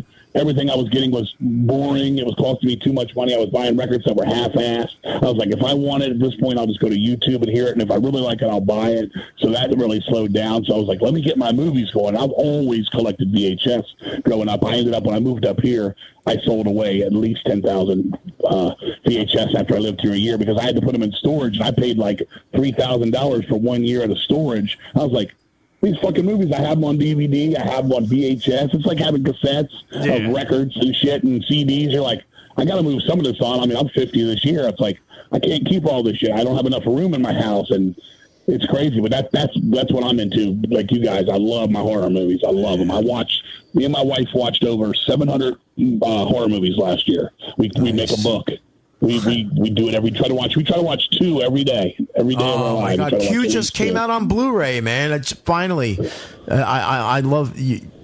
That's like Michael Moriarty's fucking shining moment right there. Right on, you, bro. I fucking love it, man. They just came out with dude, even that movie, The Pit. I don't know if you ever saw The Pit, but I have it on VHS. The Pit. Yeah, it just came out on Blu-ray. The Pit poster's on my ceiling in my room. I love it. Shit. So I love that. He basically throws everybody in that fucking hole, and fucking the teacher. He's going to the deli and getting all the meat and throwing the meat down into the hole. That's a fucking crazy movie, dude. It's great. Dumps the lady in the wheelchair and that shit. That's insane, dude. All that. A lot of shit just came out. Trust me, I've seen them all, and I love to go. The deep cuts on the horror movies. Like start talking about Mansion of the Doomed or fucking Screams of Winter Night or any of that shit. Demon Wind just came out. I love Nightmare on Elm Street. It's like, dude, I can't talk about Freddy Krueger with you, man. We could probably talk for 2 hours just about movies, man. You know that. Oh yeah. So that's what I do. That's what I do, man. I don't drink. I don't drug. I don't fool around. I'm 50. I play heavy metal. I love my horror movies. I love to say now. I love my spaghetti and meatball dinner. That's what I do these days. You know, I gave up drinking 15, 16 years ago. Now I gave up drugs when I was 19. So man, God bless you, bro. Good. I still haven't been able to give up the booze yet, but. No. We had some spaghetti and meatballs the other night. Roach cooked. Yeah, I love it. Roach made some Sunday gravy. Cook, so that's right. I made that's some Sunday gravy. I'm happy to be married to a great girl, and I'm fucking. She's a cook. So there you go. Like the happy weight and then the good food. It's like you don't stand a chance. That's awesome. You know, because she's into the same shit that you're into and all that. Oh, she's great. Yeah, we just so good together. And that's, I can't be any more thankful than that, you know, to have a band in the 33rd year with Deceased. October 31's now in our, fuck, how long has we been around? October 31's been around 23 years now. That's awesome. That's my birthday, too. Yeah, his birthday, Halloween? yes. Halloween, yes. Yep, and my friend Billy Soto, the two of them, two of my best friends are both born on Halloween. That's awesome. That's crazy. Definitely awesome. And I get stuck with fucking August, the hottest month of the year. I'm July 6th myself. I'm right after 4th of July. There you go, man. You're with me. You're with me in the hot months. Well, at least you get to celebrate like 4th of July. It's like, oh, it's my birthday weekend or whatever. There you go. Yeah, that's true. True. I always try to have fun, so that's all that matters is just having a good time. That's what keeps me going. That's what makes it fun these days. You know, you see me, Bobby, on that motherfucker. You know, on the Facebook. I'm about fun. I don't want to talk politics. I don't want to talk with the world, man. Whatever's happening outside my door is happening, whether I'm fucking into it or not. So fuck that. Exactly. This side of the wall, there's good times going on. You know. That's it, dude. That's why we do a stupid show. We like to have fun. We like to make people laugh. You know, it's that's good, and you know, you're learning as you go. And we're all, you know, you digging people's personalities. I mean, I've enjoyed this, man. It's been fun. I mean, yeah, dude, spilling your guts. We'll see you in April, bro. We'll be at the Paper Box, right? That's right, Paper Box. Yeah, you're on that. You're playing that night too. Yeah, Saturday? Same night, bro. So yeah, King, we really appreciate you coming on, man. It was a blast. And it was a blast. I had a blast myself, man. I appreciate the hell out of you guys doing your thing. Yeah, man. We want to do it again, man. You know, we'd love to have you back on again, bro. Absolutely. Anytime. As soon as you get the new stuff ready, we'll do it again, brother. All right? You got it, man. Thanks so much, guys. All right, man. You too, brother. Take care. Have a good night. All right, take care. All right.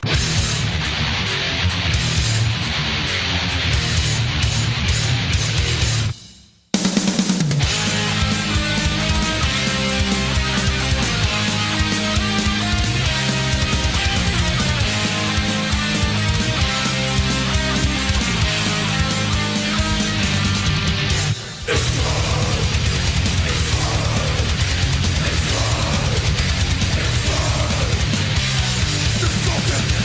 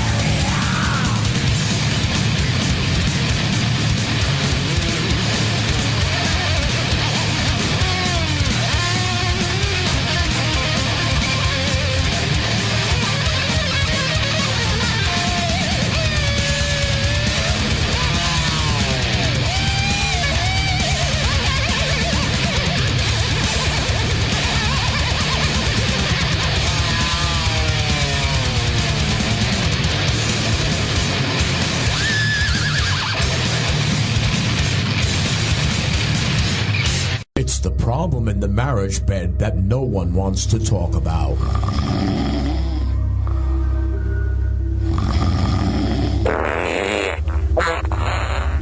Louis! What's the matter? Nigga, how many times I told you? Stop throwing forks in the goddamn bed. Come on. Bad enough your ass snore like you do. Why you gotta wake me up for that, huh? You just shut up and enjoy my sweet aroma, huh? Pain in the ass. Are you tired of that happening in your marriage bed? Studies show that after a certain amount of time together, couples grow comfortable with each other and no longer care about busting ass in bed. So if you're offended by the silent but deadly Dutch oven or the infamous barking spider, the Save My Marriage blanket is for you. On the outside, the Save My Marriage blanket looks and feels like an ordinary soft comforter. But on the inside, there is a layer of activated super carbon fibers used by the military to protect against chemical warfare. Fecal molecules and germs pass into the fibers and are absorbed by the carbon. Even when used with bed sheets, the offensive stink of poop is reduced to nothing. When my husband be eating that tomato pie and drinking that beer, he be busting ass left and right at night. I don't even want that man getting in the bed with me.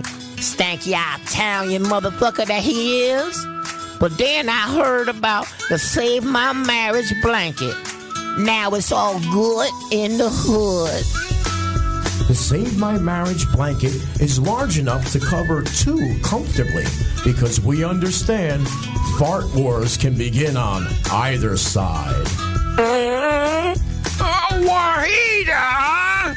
Oh, no, you didn't. Oh, you stink like a goddamn water buffalo. Wake me up for Where's that. that spray at?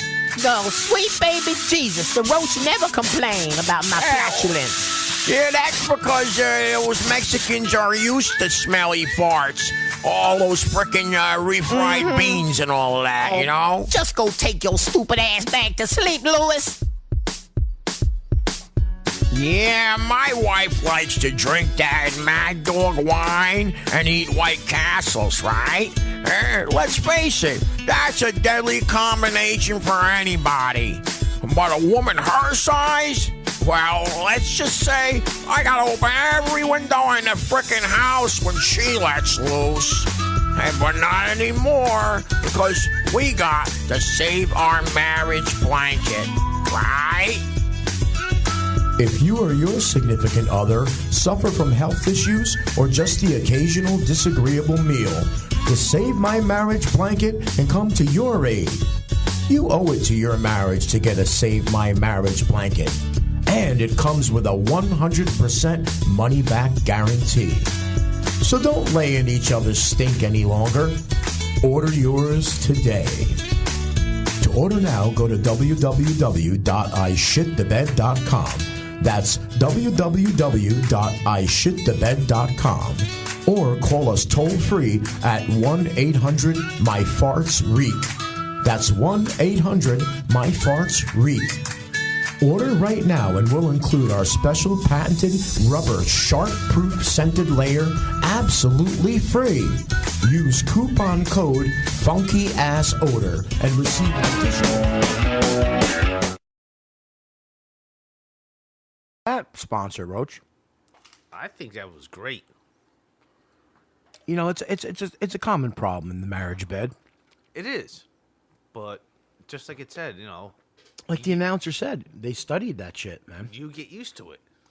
Well, I got used to my wearing you get shorts. comfortable. What happens is you get comfortable. Dude, when you start dating a woman, there's no way you're going to tell me you're ripping ass in front of her immediately. Absolutely not. No way. You're with them a while first, right? Yep, at least. The hell is that? Is my fucking cat or is that fucking horny act? I think that's horny. One of your cats is pissed What's off. going on? One of them's pissed off. All right. Anyway. Holy Christ. I thought that was horny crack kidding around. Like that for other, either in heat or they're pissed. Nah, they ain't in heat. They're all fixed. Anyway, enough about the cats. Enough about the cats. But yeah, I don't know. It takes a while before I'm ready to fart in front of a woman. What about you, Roach? I really don't fart that much. So You poor fucking bastard. There's nothing greater. I don't know. I'm just not that gaseous. Nah, man. Come on. Any man will tell you. I'm not saying that farting is not good. There's two other things in a man's life that will rival an orgasm. Allow me to elaborate. One of them is a nice pee after you're holding in the piss, and you're like, oh, I gotta pee, and you hold it in. When you let loose, it's like, oh, you'll hear guys going, oh. Oh, you were doing that before. Oh my God, I was. I don't know if you ladies are the same way. I Ladies, thought you were taking a dump. Nah, You're when like, oh, I gotta go take a piss. you'll know when I take a dump, And then pal. he's like, oh. You'll know when I take a dump, pal. No, I know. I smell it. Anyway, I don't know, ladies, if it's the same with you, but I know ladies can hold their pee-pee longer than men.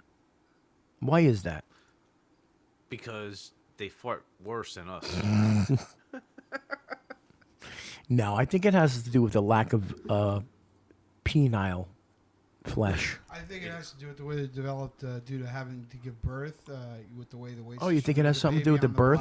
Well, The you think birth about it. canal. The birth canal? The weight of the baby will probably be resting on the bladder at some point, which would cause pressure. So Right, if you have a right. stronger bladder, you'll be able to hold it a little longer, even with that pressure on there from the child that you're carrying. I'm thinking. I That's don't just know. my- Look at Esky, Dad. I don't know. Nice on Esky. Hey, but I was at one Thanksgiving gathering with my in-laws, and I don't know about that, Jeff. I've been with women that held it a hell of a lot longer than I could.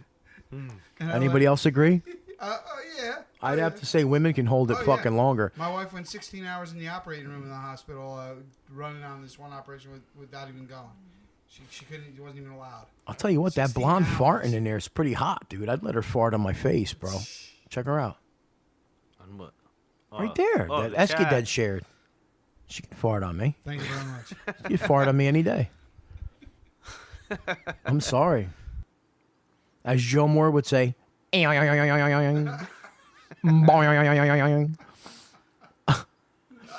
but anyway, any ladies, you care to weigh in about, can you hold your pee-pee longer than men? Come on, ladies. Holding a pee or holding a fart? No, I'm talking about farts right now. I'm talking about pee-pee. Oh, I don't know about all that. I don't care about all Women, I don't know what it is with women. I think they burp back the farts, and they don't need to fart anymore. I don't know. that. Oh no, they do. I know. I have to say, I've experienced it. Yes, women do fart. Yes, It's true. They do. A lot of SBDs going on there.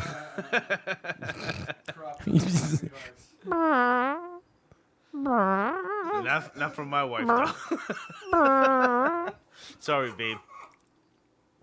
No, you put her out there like that, yo. Damn. I didn't have nothing to do with that shit, Melissa. I would need to get that blanket. You're just brave. Hey, you're just brave because you see sweet Melissa ain't in the chat. Oh, I know she's listening though. Oh. I don't believe you. I won't believe you till she pops in chat. Oh, she pops in. She pops in. She's got to go, Siri, Metal Messiah Radio Chat. No, actually, it's Echo. Echo? Oh, it's Echo? Yeah. It's not Siri? She does the Echo. Oh, fuck all of that shit anyway, bro. You don't need that shit. That's for lazy people. No, that's government. I would be 500 But, pounds if I had it's- that shit. It's everybody listening in on you. It is. I'm telling you it is. People call me a conspiracy theorist. LC says I wear a tinfoil hat. Like, you need that shit. You need Siri. You need Echo. Bullshit. Get off your fucking ass And turn the light flick on. the fucking light on. You Exactly. fucking prick.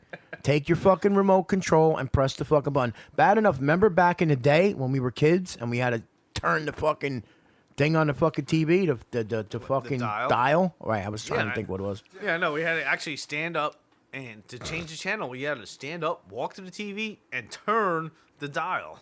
It's true. Remember that? To have to physically get up and change the fucking channel. Now people are like, oh my God, could you imagine if they had to do that? It would be like the end of the fucking world. I remember, Pricks. remember remote controls? It was like 3 buttons. Mm. It was power, channel up, channel down. That was it.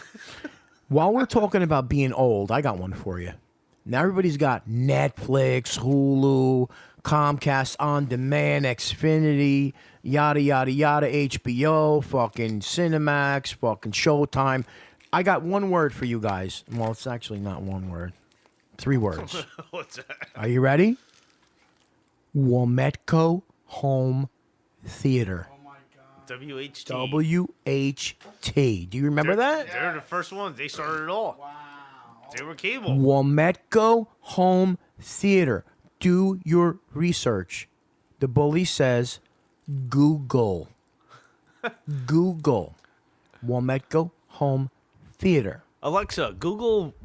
Yeah, Alexa, Google my balls, please. That's like MTV and Mark Goodman when they first came out with the first video on MTV. Oh, that was the Buggles. Video killed the radio star. Right, The Buggles, remember that shit? Yep. Yeah. I saw it when it first came on. I was that there. Was terrible. Video I thought killed it- the radio star. I mean, as far as the song was like, but it was cool watching videos. Yeah, right. Let me tell you, one of the first movies that Wometco Home Theater had WHT. was fucking, well, I say Wometco Home Theater.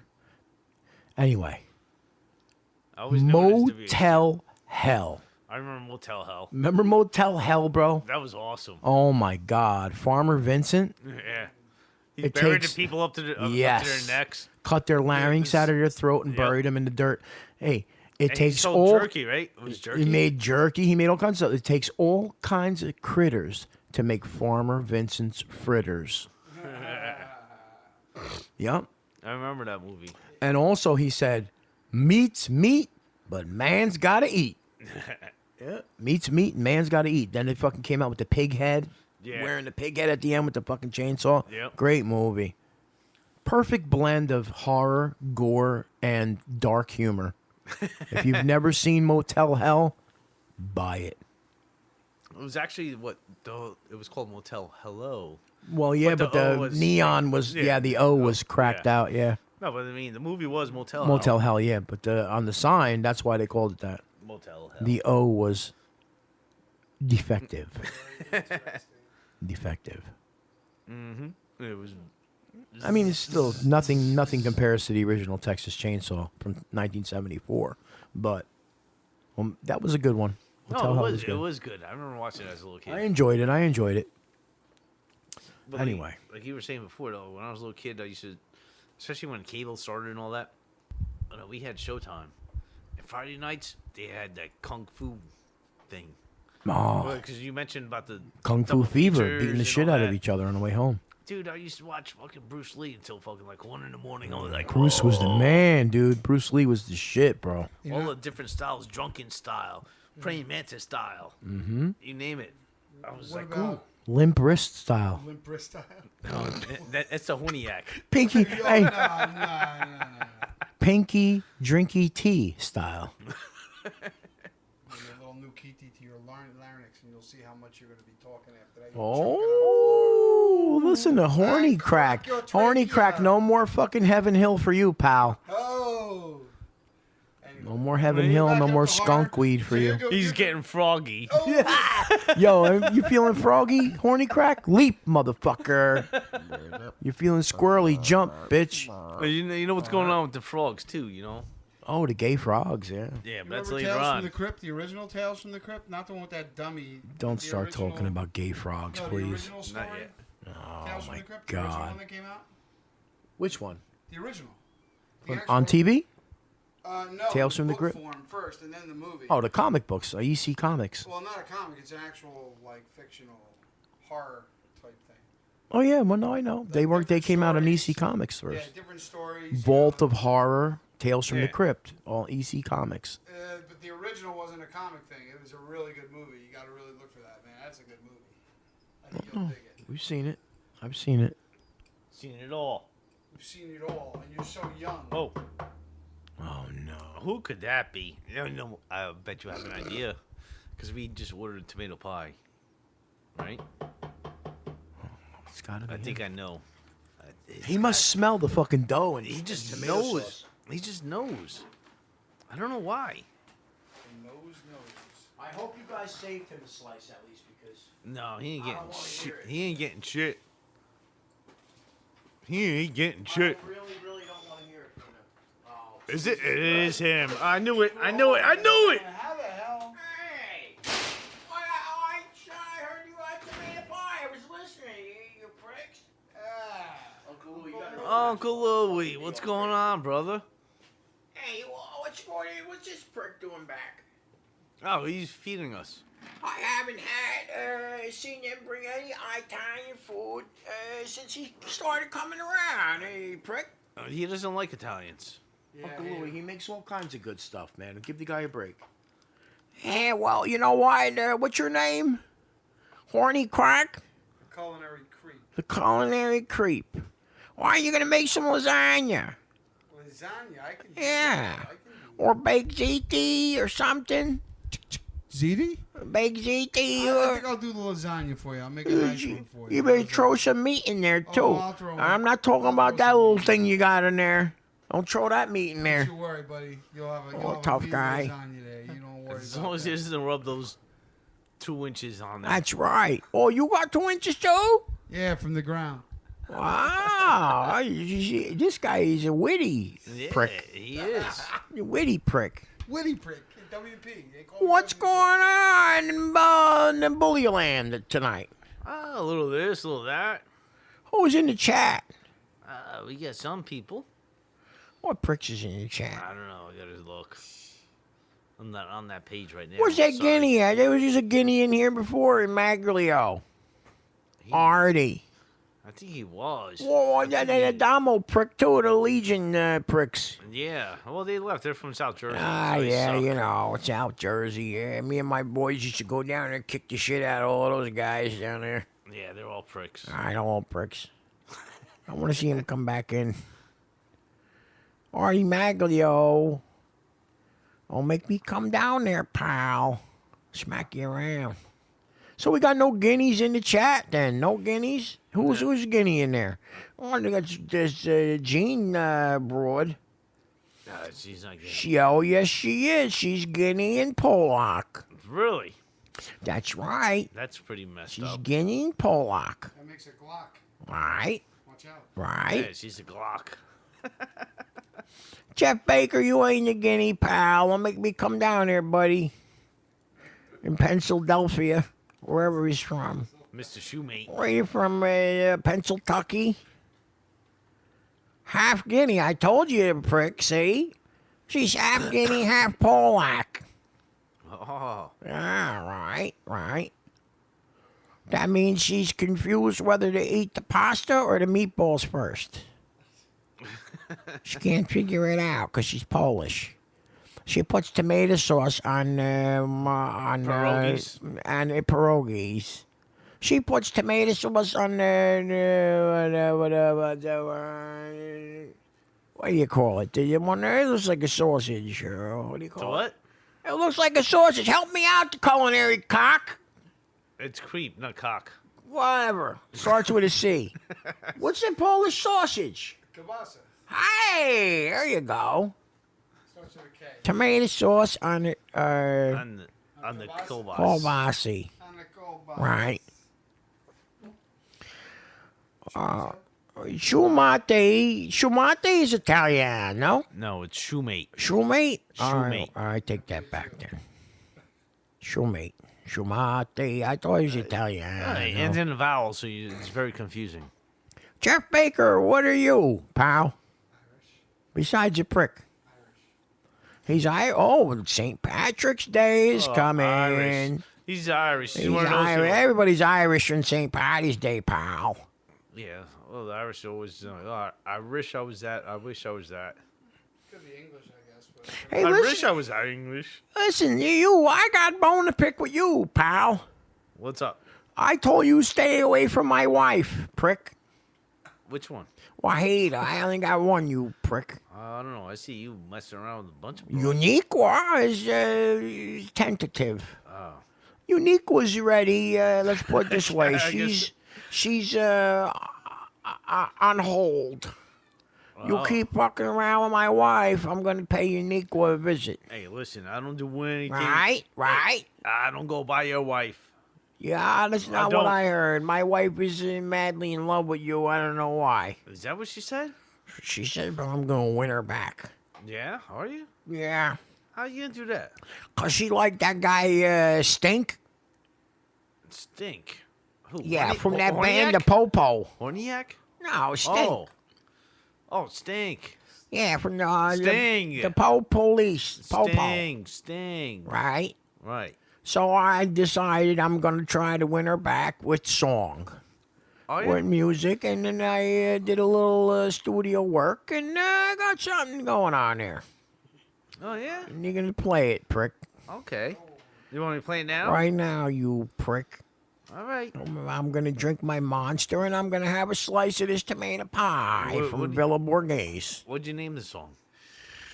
This one is because the love of my life enjoys drinking the ambrosia of the alcoholic gods, which happens to be Mad Dog Wine by none other than Morgan David, one of the bestest wine creators in the world. And I like when she drinks it because she's very uninhibited. Did you know Coca-Cola used to own Morgan David? Morgan David? Yeah. Holy Christ, I didn't know that. Yeah. When? Back in late 70s, they sold it off in the early 80s. Holy Christ. You know when Coca-Cola first came out, it had cocaine in it? Yeah, that's why they call it Coca-Cola. Right. You're not as dumb as you look, Roach. No, I'm not. I'm even more handsome. Holy Christ. I think you don't want any new glasses, pal. Not the bully.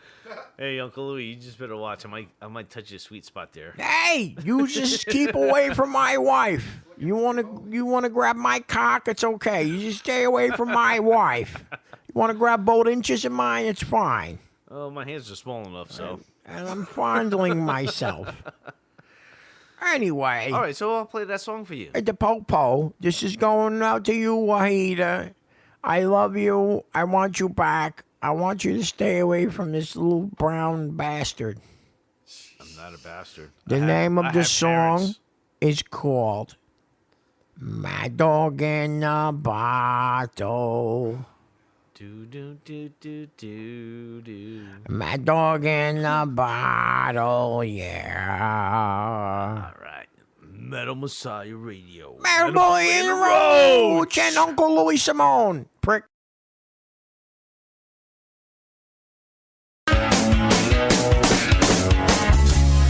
It's Saturday, my wife is mad at me, could be a lonely day, no one drinks for free, boy, what a mess, they made fun of her hair, goddamn that weave, guess life just isn't fair, I know what wine tastes best to my girl, I know what tastes best to my girl. I hope that fat bitch gets mine. I hope that fat bitch gets mine. I hope that fat bitch gets mine. My dog in a bottle, yeah.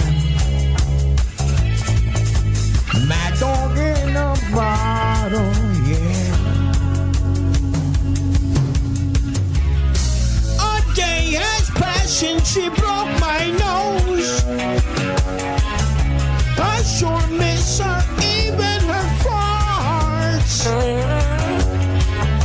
Morgan David, please keep us together.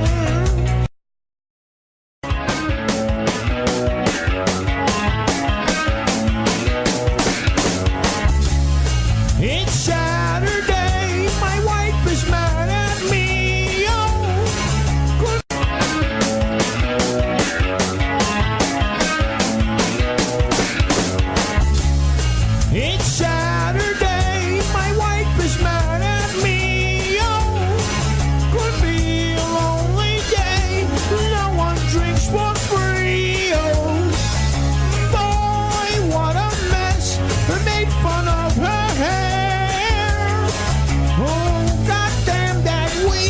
This life just isn't fair. Oh, I know what wine tastes best to my girl. I know what wine tastes best to my girl. I hope that fat bitch gets mine. I hope that fat bitch gets mine. I hope that fat bitch gets mine. My dog in a bottle, yeah. My dog in a bottle, yeah. A day has passed since she broke my nose. I sure miss her, even her farts. Moke and David, please keep us together. The Roach might steal my wife, and I'll tear that prick apart. I know what wine tastes best to my girl. I know what wine tastes best to my girl. I hope that fat bitch gets mine. I hope that fat bitch gets mine. I hope that fat bitch gets mine. My dog in a bottle, yeah. My dog in a bottle. Oh, my dog in a bottle. My dog in a bottle, yeah.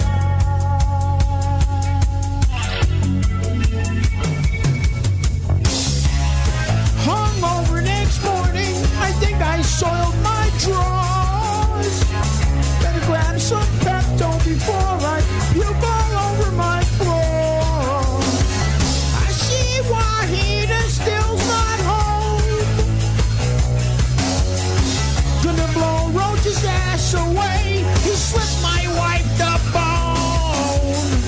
I know what wine tastes best to my girl. I know what wine tastes best to my girl. I hope that fat bitch gets mine. I hope that fat bitch gets mine. I hope that fat bitch gets mine. Fat dog in a bottle, yeah. Mad dog in a bottle, yeah. Oh, dog in a bottle. Mad dog in a bottle.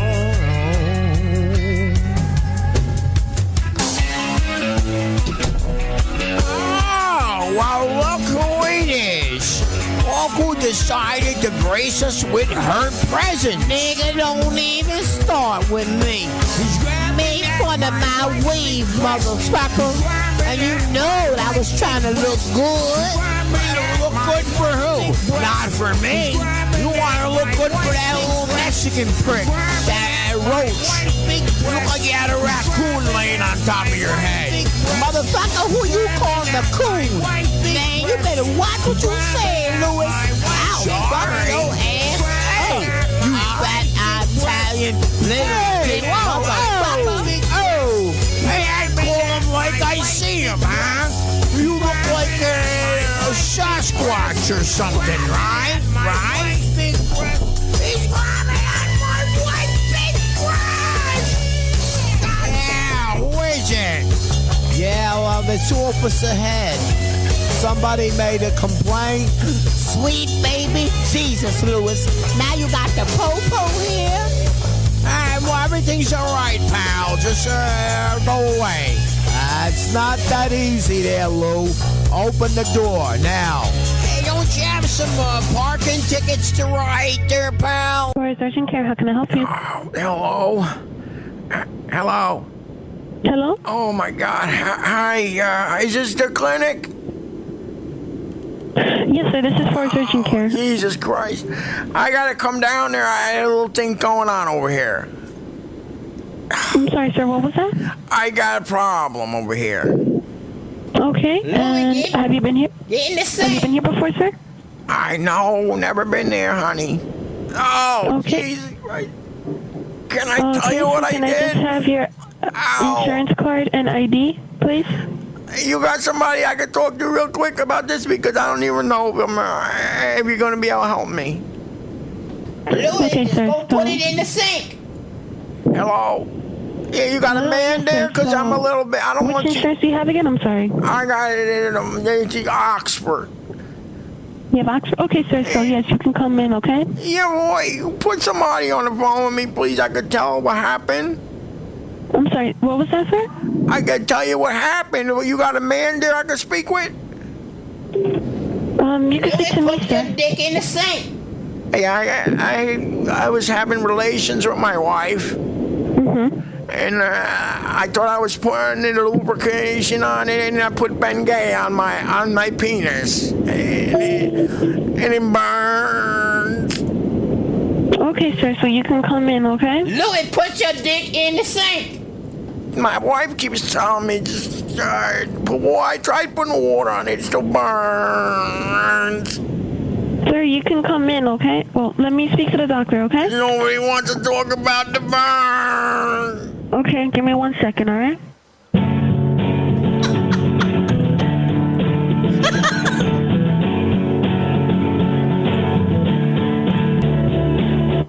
Okay, hello? Nigga, just go get some ice from the freezer.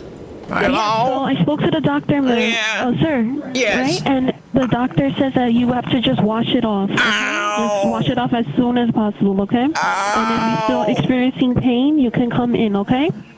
I got a bag of frozen peas on it right now. It ain't helping. Sir, you have to take it off.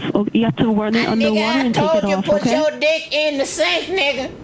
All right. He needs to, yes, ma'am. He needs to wash it off as quick as possible, okay? Hello, sweetheart. He needs to wash it off as quickly as possible, okay? Told this stupid ass Italian motherfucker he need to put that dick in the sink. I told him that. He don't want to listen. You know what I'm He saying? needs to wash it off, okay? I think he doing that right now. That nigga need And to if wash. he's- Listen, that nigga need to wash his dick more often than just when he put Bengay on it. You know what I'm saying?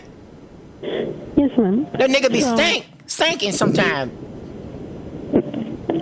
That man.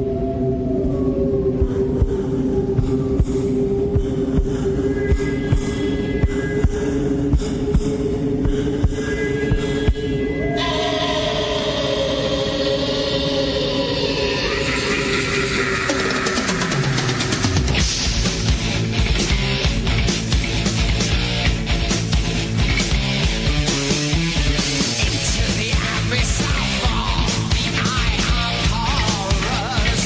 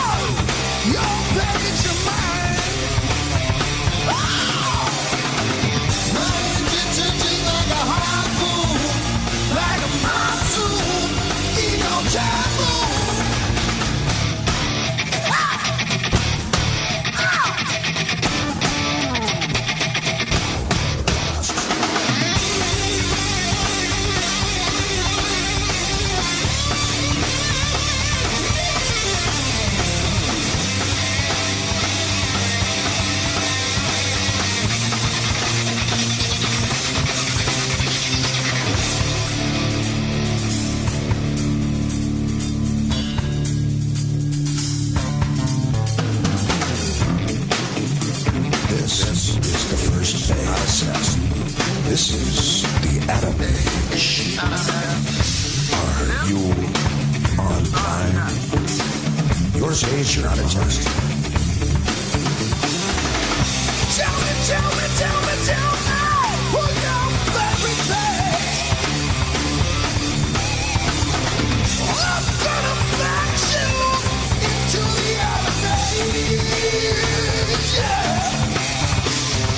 My engines are like a harpoon, like a monsoon in your jam room.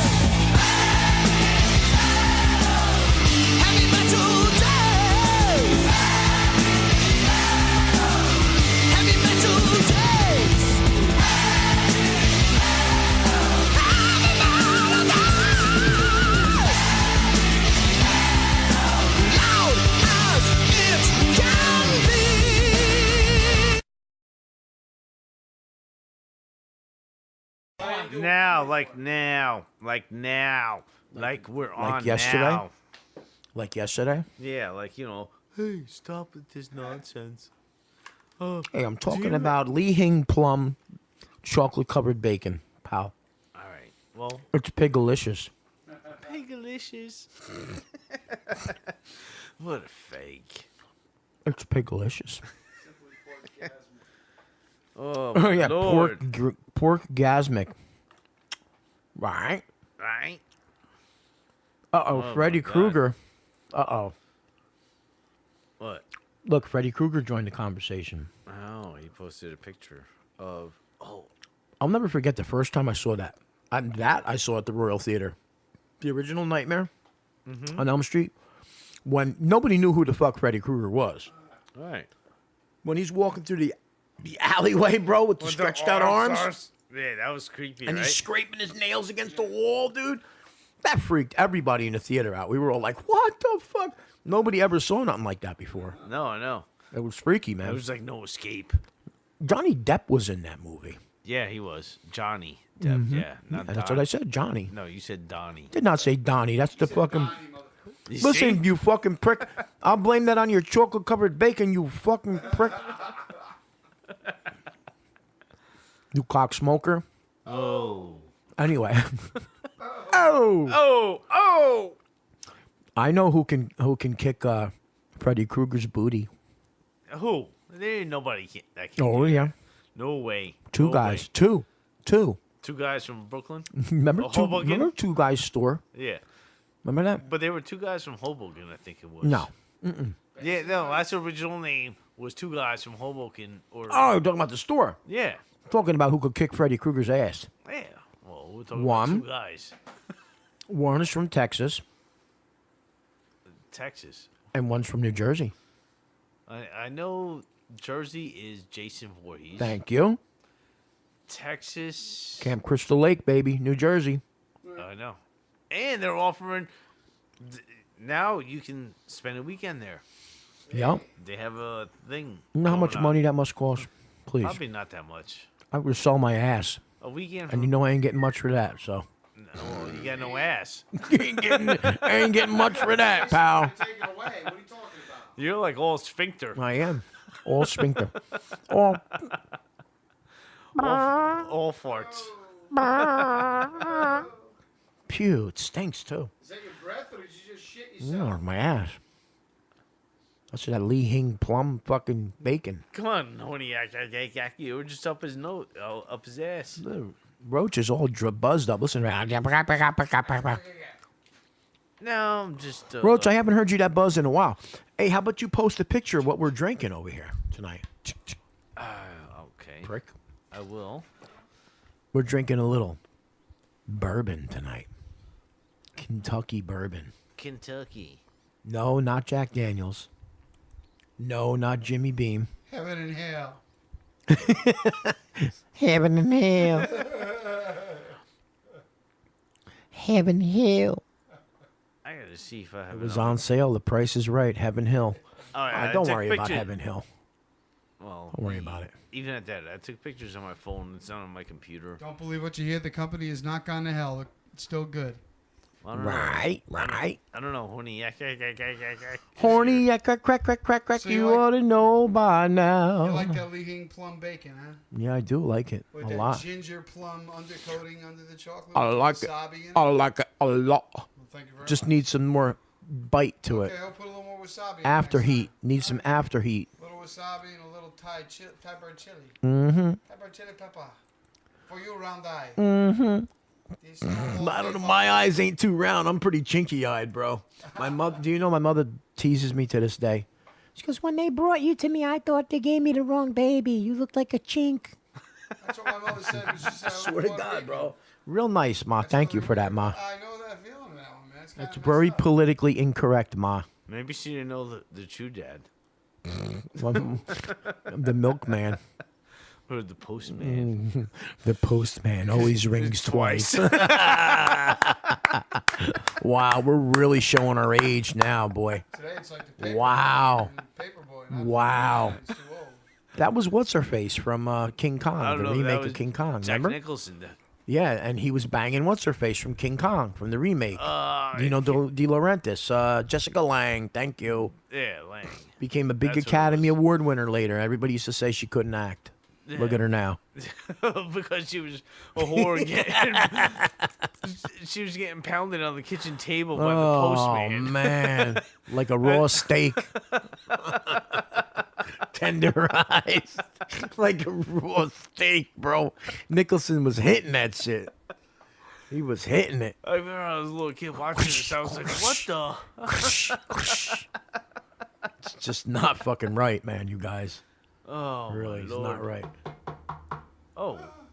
Oh, Jesus Christ. Even horny yak. Just went. Who the fuck is that now? Oh my My god. uncle was already fucking here. I don't know who the fuck it is. Psychotic, like when it's hit her. All right. Jesus Christ, I'm coming. Hey, take it suave. Right. Who is it? Just take it easy. Oh, we're coming to the door. Hold on. Oh, look who it is. Hey, what's up there, Alex? How are you? Hey there, boy. How you doing there, Roach? Oh, Alex. Alex, what's Hey, up? hello there, Albert. Robert. Right there, Alex. What's Robert, happening, brother? Robert. How you guys doing there? All right. Alex, it's been a while. Been a while. You're always welcome. Thank you, Bully. Thank you, Roach. How you guys doing out here? Everybody out in Bully Land? What's going on, Alex? A lot of things going on there, Roach. Like what? It all depends on what you want to talk about. You know, I'll talk about anything. We spoke a little bit about gay cloud seeding once, Roach. Yeah, I know. You know, I don't know about all that. Well, Roach, I'm going to tell you, I walk out of my house and I see it again and again and again. I see it again and again. I remember the last time we talked about it, there was that gay rainbow between your house, Right, my house, and Bobby's That's house. right. The balls were resting on Bully's apartment, and the head was right on top of your house there. No, it actually looked like a double-headed dildo. Oh, with two heads. I saw a ball sack and then the head, Roach. Oh, you're probably like Bobby. You like seeing balls. Oh, the New World Order's getting to you, Roach. I heard that your wife got that Siri or Alexa or Echo, whatever it is. You know that's a way for the government to spy on you, Roach. Yeah, that's right. They're watching you, Roach. Oh, they're listening. They're listening, Roach. Everything. They're watching you, Roach. They know everything. Roach, you consume tap water. Sometimes. Shouldn't do it, Roach. Why? It's cold. It's No, wet. it's got chemicals in it, Roach. Really? You need to get an Alexa Pure filter for your tap. Why? Alexa Pure filters out all the impurities, Roach. Alexa, really? Alexa Pure, it's called, Roach. No. I'm the top scientists and professors all over the globe created my Alexa Pure filter, Roach. They created your... It's my product, Roach. You know, YouTube censors me heavily. YouTube, Facebook, they won't let me use, when people subscribe to you. And every time somebody watches one of your videos, you get paid. Right. New World Order doesn't want me to get paid, Roach. So what, you want to... They censor me, Roach. You want to pull on your shit on my show? Roach, that's why I sell nothing but the highest quality products, highest quality vitamin products, highest quality water filtration systems, highest quality freeze-dried food. Roach, if you're a prepper and you want food that's going to last you 25 years in your shed when the shit goes down, Roach, when the zombie apocalypse finally does hit, and Roach, the zombie apocalypse is upon us right now, Roach. You think so? It's upon us right now. Oh, yeah, it is upon us because You Easter's got all coming. the kids. You got all the kids walking around, Roach. They don't care. They want to play video games. They want to look at their iPads. They want to look at their phones, Roach. They don't care about what's going on in the world. No, because Easter is coming. You're right. Think about it, Roach. Think about it, They want to take our guns, Roach. What's Easter? It's a Resurrection. Zombie apocalypse. The Jesus resurrection. comes back from the dead. Christ was the original zombie, Roach. He is All a right. zombie. But he was a benevolent zombie, Roach. You think so? benevolent zombie. How The ones was that are he- walking around now are being controlled by George Soros, Roach. No, but he also laid down the smackdown. They're He being laid controlled down the by smacketh- George Soros, Roach. He laid down the smacketh No. down. George on Soros people. is a Nazi, Roach. George know. Soros went and he killed his own people, Roach. I don't know about George, but I know about Jesus. I mean, But that's Jesus. because you're Mexican, Roach. That's because you're Mexican, Roach. It's all good, Roach. All good in the hood. But he put the smacketh down on people. I just want to talk about one thing, Roach. What's that? Gay frogs. What about gay frogs? You know that shit they're putting in the water, Roach? All the gay cloud seeding. I heard all about the chemicals they're putting in the clouds, Roach. Walk out of your house, you see it crisscross. You see it spreading across the sky, Roach. Wasn't like that 30, 40 years ago, Roach. No, was it? Wasn't like that 30, 40 years ago, Roach. No. What's I don't happening remember. now when it rains, Roach? All of that contaminated water is raining down into the ponds, Roach. Raining down into the rivers, Roach. But at least it's not raining frogs. Roach is creating gay frogs, Roach. Gay frogs? Gay frogs, homosexual frogs, Roach. Are you sure about that? Anything that happens to the bumblebees, anything that happens to the frogs, is a way of telling us what's going to happen to the human race, Roach. You think so? It's going to happen, Roach. If the frogs are turning gay, that means mankind's going to turn gay, Roach. How are the frogs turning gay? Because they're getting all that strontium 90 in the water, Roach. Strontium 90 and fluoride. I thought that was good for us. It's not good for you, Roach, and I'm tired of it. I'm tired of it. God damn it, I'm tired of it. I'm tired of it. Look out, man. Flying free. I'm tired of it. Oh, look out, man. Gay frogs, gay children, I'm tired of it. I gotta get out of here, boy. I love you guys. I'll see you later. But I'm tired of it. Peace, Everybody's turning gay. Jeez, every time he comes on this fucking show, Jeez. he just destroys the place. That dude needs a checkup from the neck up. He just destroys the place all the fucking time. Show anymore, guys. Oh, really, man? This guy's out of control. Yeah. That's hazardous to our health. He's out of control. He really is. He wrecks my fucking apartment. You know, that ain't right. He's not here to help me clean the fucking joint up. You guys leave and No, go who home. cleans it up? The fucking Me. culinary creep. Me. Yeah, exactly. I leave Were you right gonna after the stay and show. help me? Clean it up for me. What did he leave? He left something over here.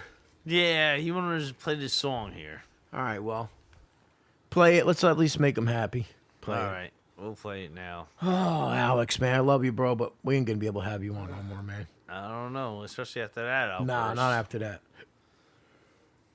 Does it all the time. All right, here we Gets go. worse each time. Let's hear what he's got to tell us. I don't like them putting chemicals in the water that turn the friggin' frogs gay. Do you understand that? Turn the friggin' frogs gay. Serious crap. Gay. Frogs, friggin' frogs. It's not funny.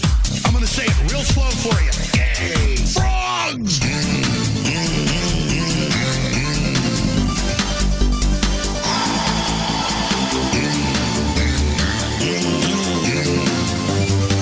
Won't you fight for your life? Gay. Frogs, friggin' frogs. I don't like the frogs. Gay. Friggin' frogs. Frogs. Friggin' frog crap. Won't you fight the frogs? It's not funny. I'm gonna say it real slow for you. Frogs. Place point. Place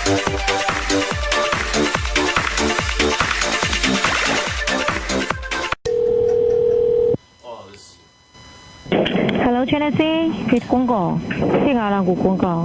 Hello. Hello. Hello, Chinese food. Hello, how you doing? Huh? I need to speak with the man over there. You wanna order Chinese food? Yeah, but I need to speak to the man. The man that worked there. No man, okay? But they no man working here. Oh, yeah, that man that worked there. Yeah. I need Yeah. Only woman. I need some chicken. Huh? I need me some motherfucking chicken. Sesame chicken? I need chicken with some fries or the motherfucking pork fried rice. You know what I'm saying? Okay, honey chicken with the pork fried rice, right? Yeah, but let me tell you what. I need to speak with the cook. Okay. Because I ain't got no money, but I come down there, I suck his dick if he give me some chicken. Like go finna. Only one order honey chicken with a profile, right? Yeah, but I gotta come suck some dick to get it. I ain't got no money. Okay, together. Okay. What's your address? I don't think you understand. I don't got no money, but I come suck his dick if he give me some chicken. What's your address? I don't got one. I live over by the bus stop. No money today? I ain't got no motherfucking address. You know what I'm saying? Hello? Hello. Yeah. Tell that nigga get on the phone. I heard him. That's that nigga right there that let me suck his dick for chicken. I heard him. He's there. Hey, this is Eric Claro from the band Thrust, and you're listening to Metal Bully and the Roach on Metal Messiah Radio.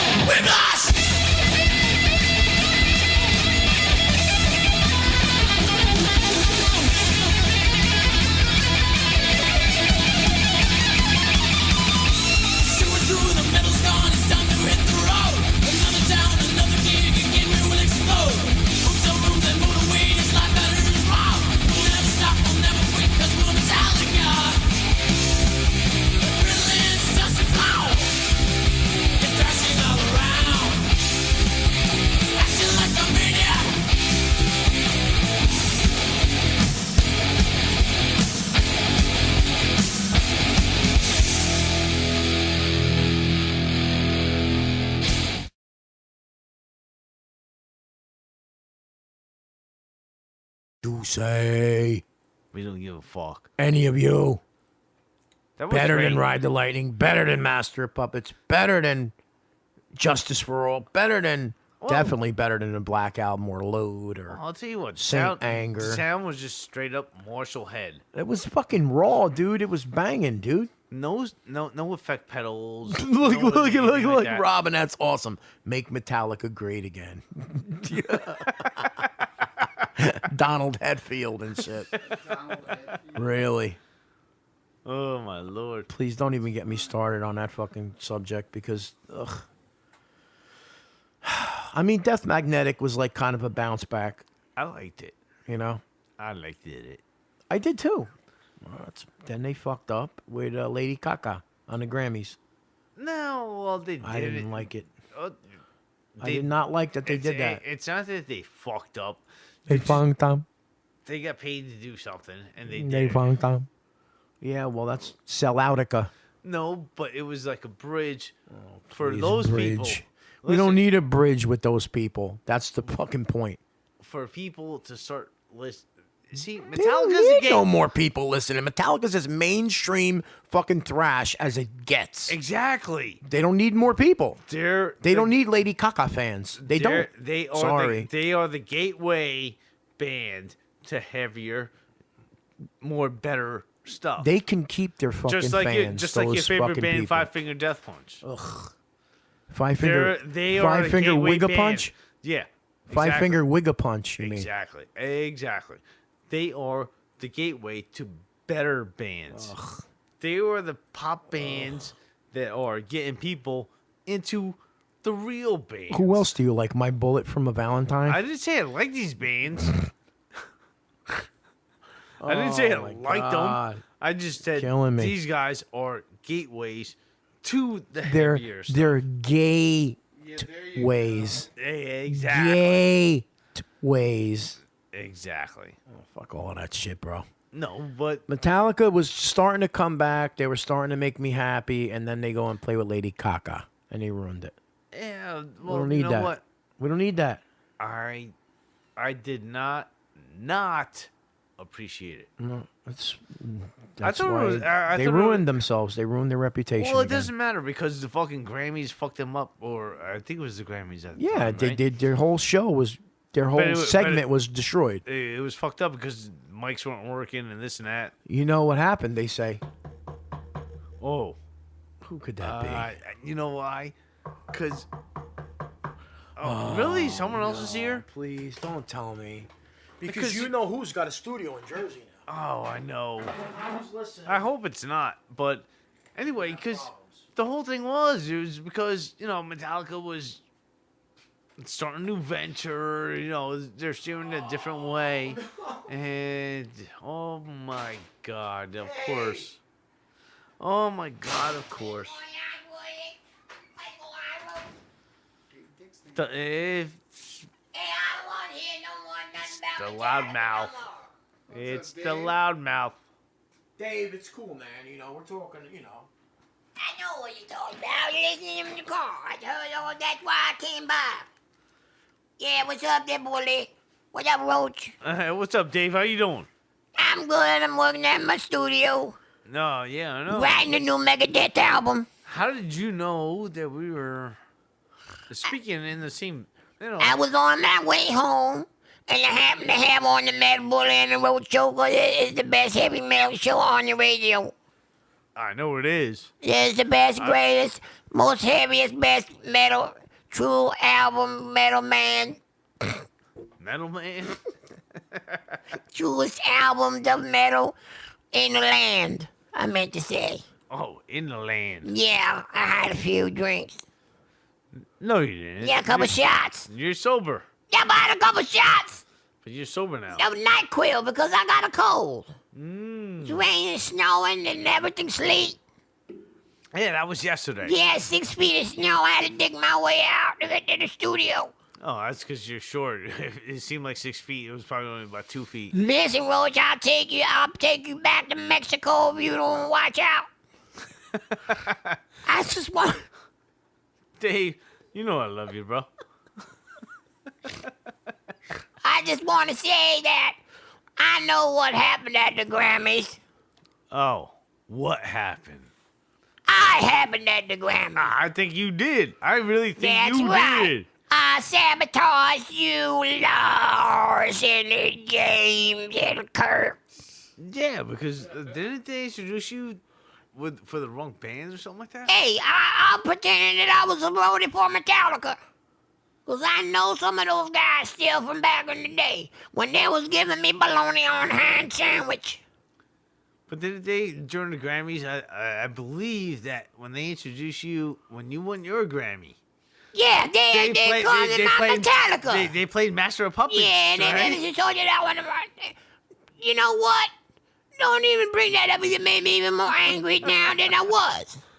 Oh, I'm sorry, Dave, but I know they fucked up. They did fuck up. Boy, did they ever. And they did even worse when they put the Lady Gaga on the James and Lars. I don't know, I kind of liked when and they did that Homo sapien on guitar there, Dave Navarro. I don't think Dave Navarro was playing with them. Yeah, Dave Navarro is in Metallica, isn't he? No. With the mascara and everything on? No, that's... Little goatee? That's, Who is that?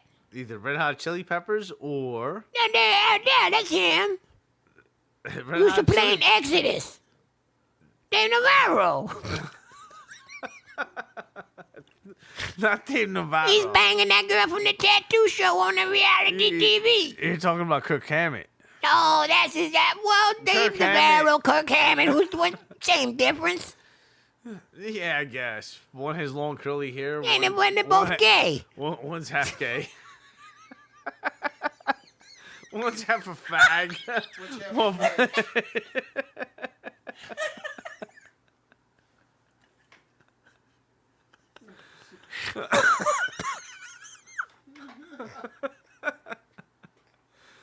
One's doing Carmen Electra, one's doing himself.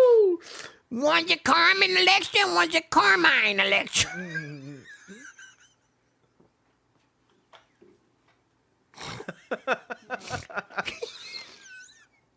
Oh my God.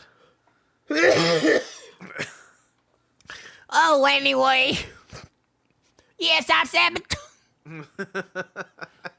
sabotaged the Grammys, Metallica. What are you gonna do about it, pricks? They ain't gonna do nothing about it They now. can't do nothing about it now. How many years ago was that? Water under the bridge. Last year? A year before? 3 The year years before ago? that? I think it was Year like before that? Year 3 before years that? ago. When Metallica puts out an album every 9 years, so you know Uh-huh. what I mean? Takes them that long to write a good album, so. Me, I got one out every couple years. It take them 10 years between albums. Yeah. Because I But half created the album sucked Metallica. anyway. I made Metallica. You did. My riffs. My style. I taught James how to play.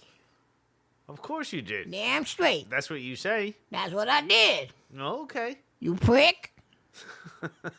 Mexican bastard. Ain't no Mexican about me. That's right. Except for the Taco Bell.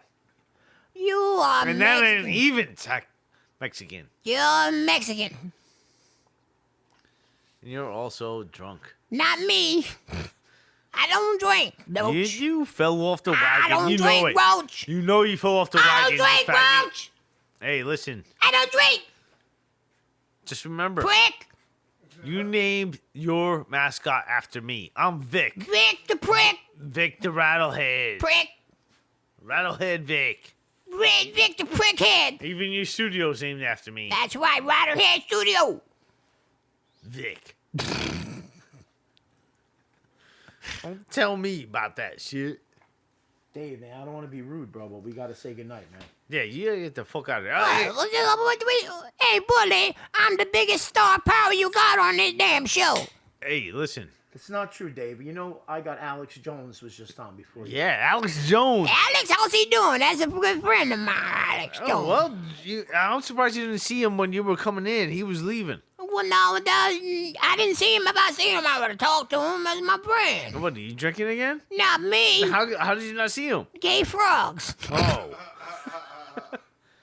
I see. You like the fuck frogs, too. You freaking frog sucker. The gay frogs did it? It's like the meat. Yeah, the gay frogs did it. Yeah. I took a couple shots of gay frog water. So it must be French. Dave, you gotta go, bro. Seriously, man. We gotta finish the show up. Are you gonna end the show with some Megadeth? I'll tell you what. I'm going to play a song for you. Maybe. That you don't play live. Because you said you won't play it live again. Dave, I don't know. Because you're scared of The Conjuring. I'm not scared of nobody, Roach. Oh, yes, you are. I am Dave Mustaine. But you found Jesus.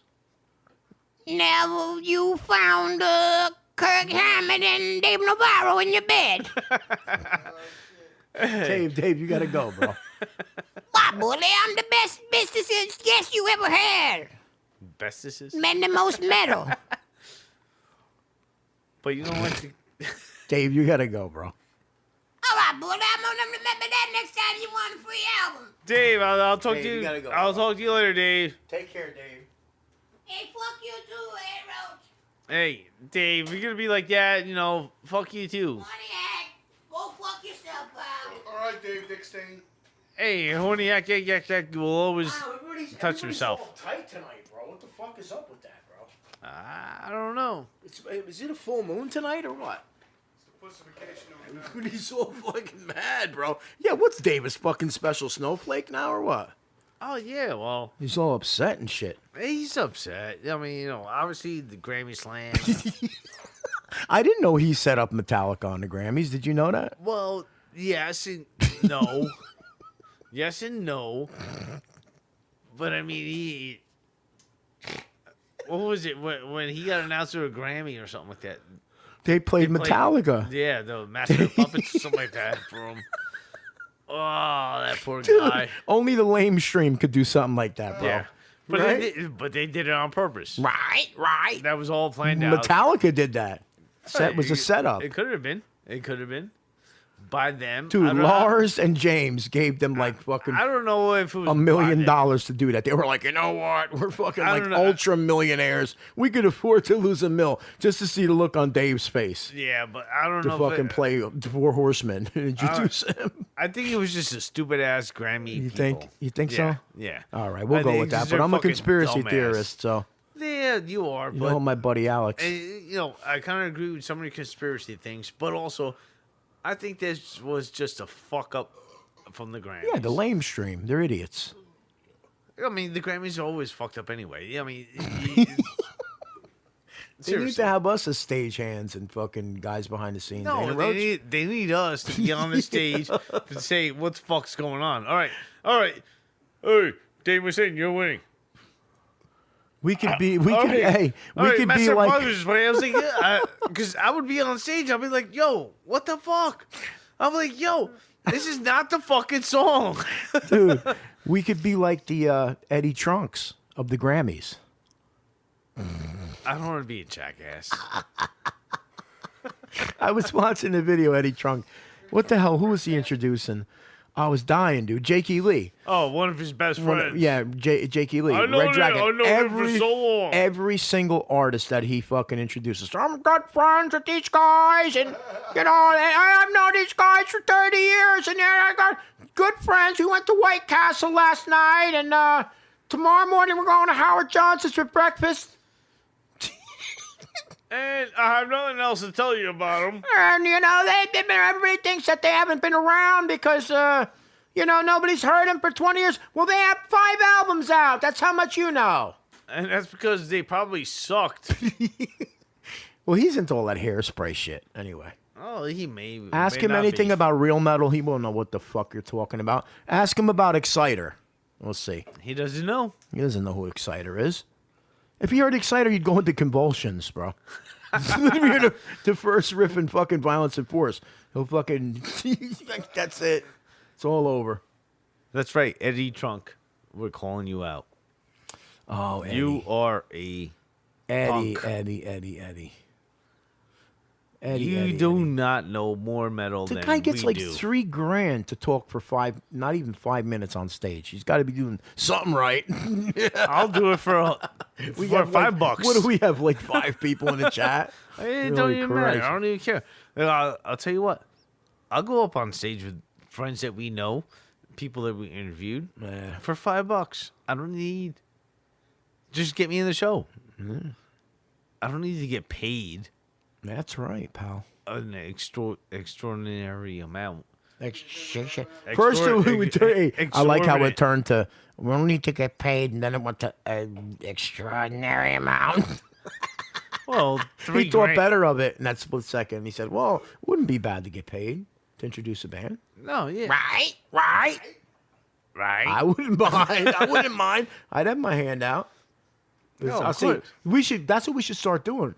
Undercutting Eddie Trunk, and say you could have Metal Bully and a Roach for half of what Eddie Trunk fucking gets. 2 for the price of 1. There you go. 2 for 1. 2 for 1. 2 for 1. And we'll have Horny Crack bring some Lee Hing plum chocolate covered bacon. And we're not talking about Bobby's ass either. No, what comes out of Bobby's ass? We don't want to know that. Heavenly crap. Oh, that felt good. All right. Anyway, we've worn out our welcome. Everybody, we love you guys. Love you guys all. Dave Mustaine left. Everything's safe now. Everybody We left, appreciate you guys but- hanging out. He wanted us. Yeah, we're going to play this in honor of him. Yes. And we're going to dedicate it to Metallica. Why not? Why not? It's going out to you, Lars, James, and Kirk. Dave Navarro. Dave Navarro. Metal Bully and the Roach. We're going to leave you with some Megadeth. The Conjuring.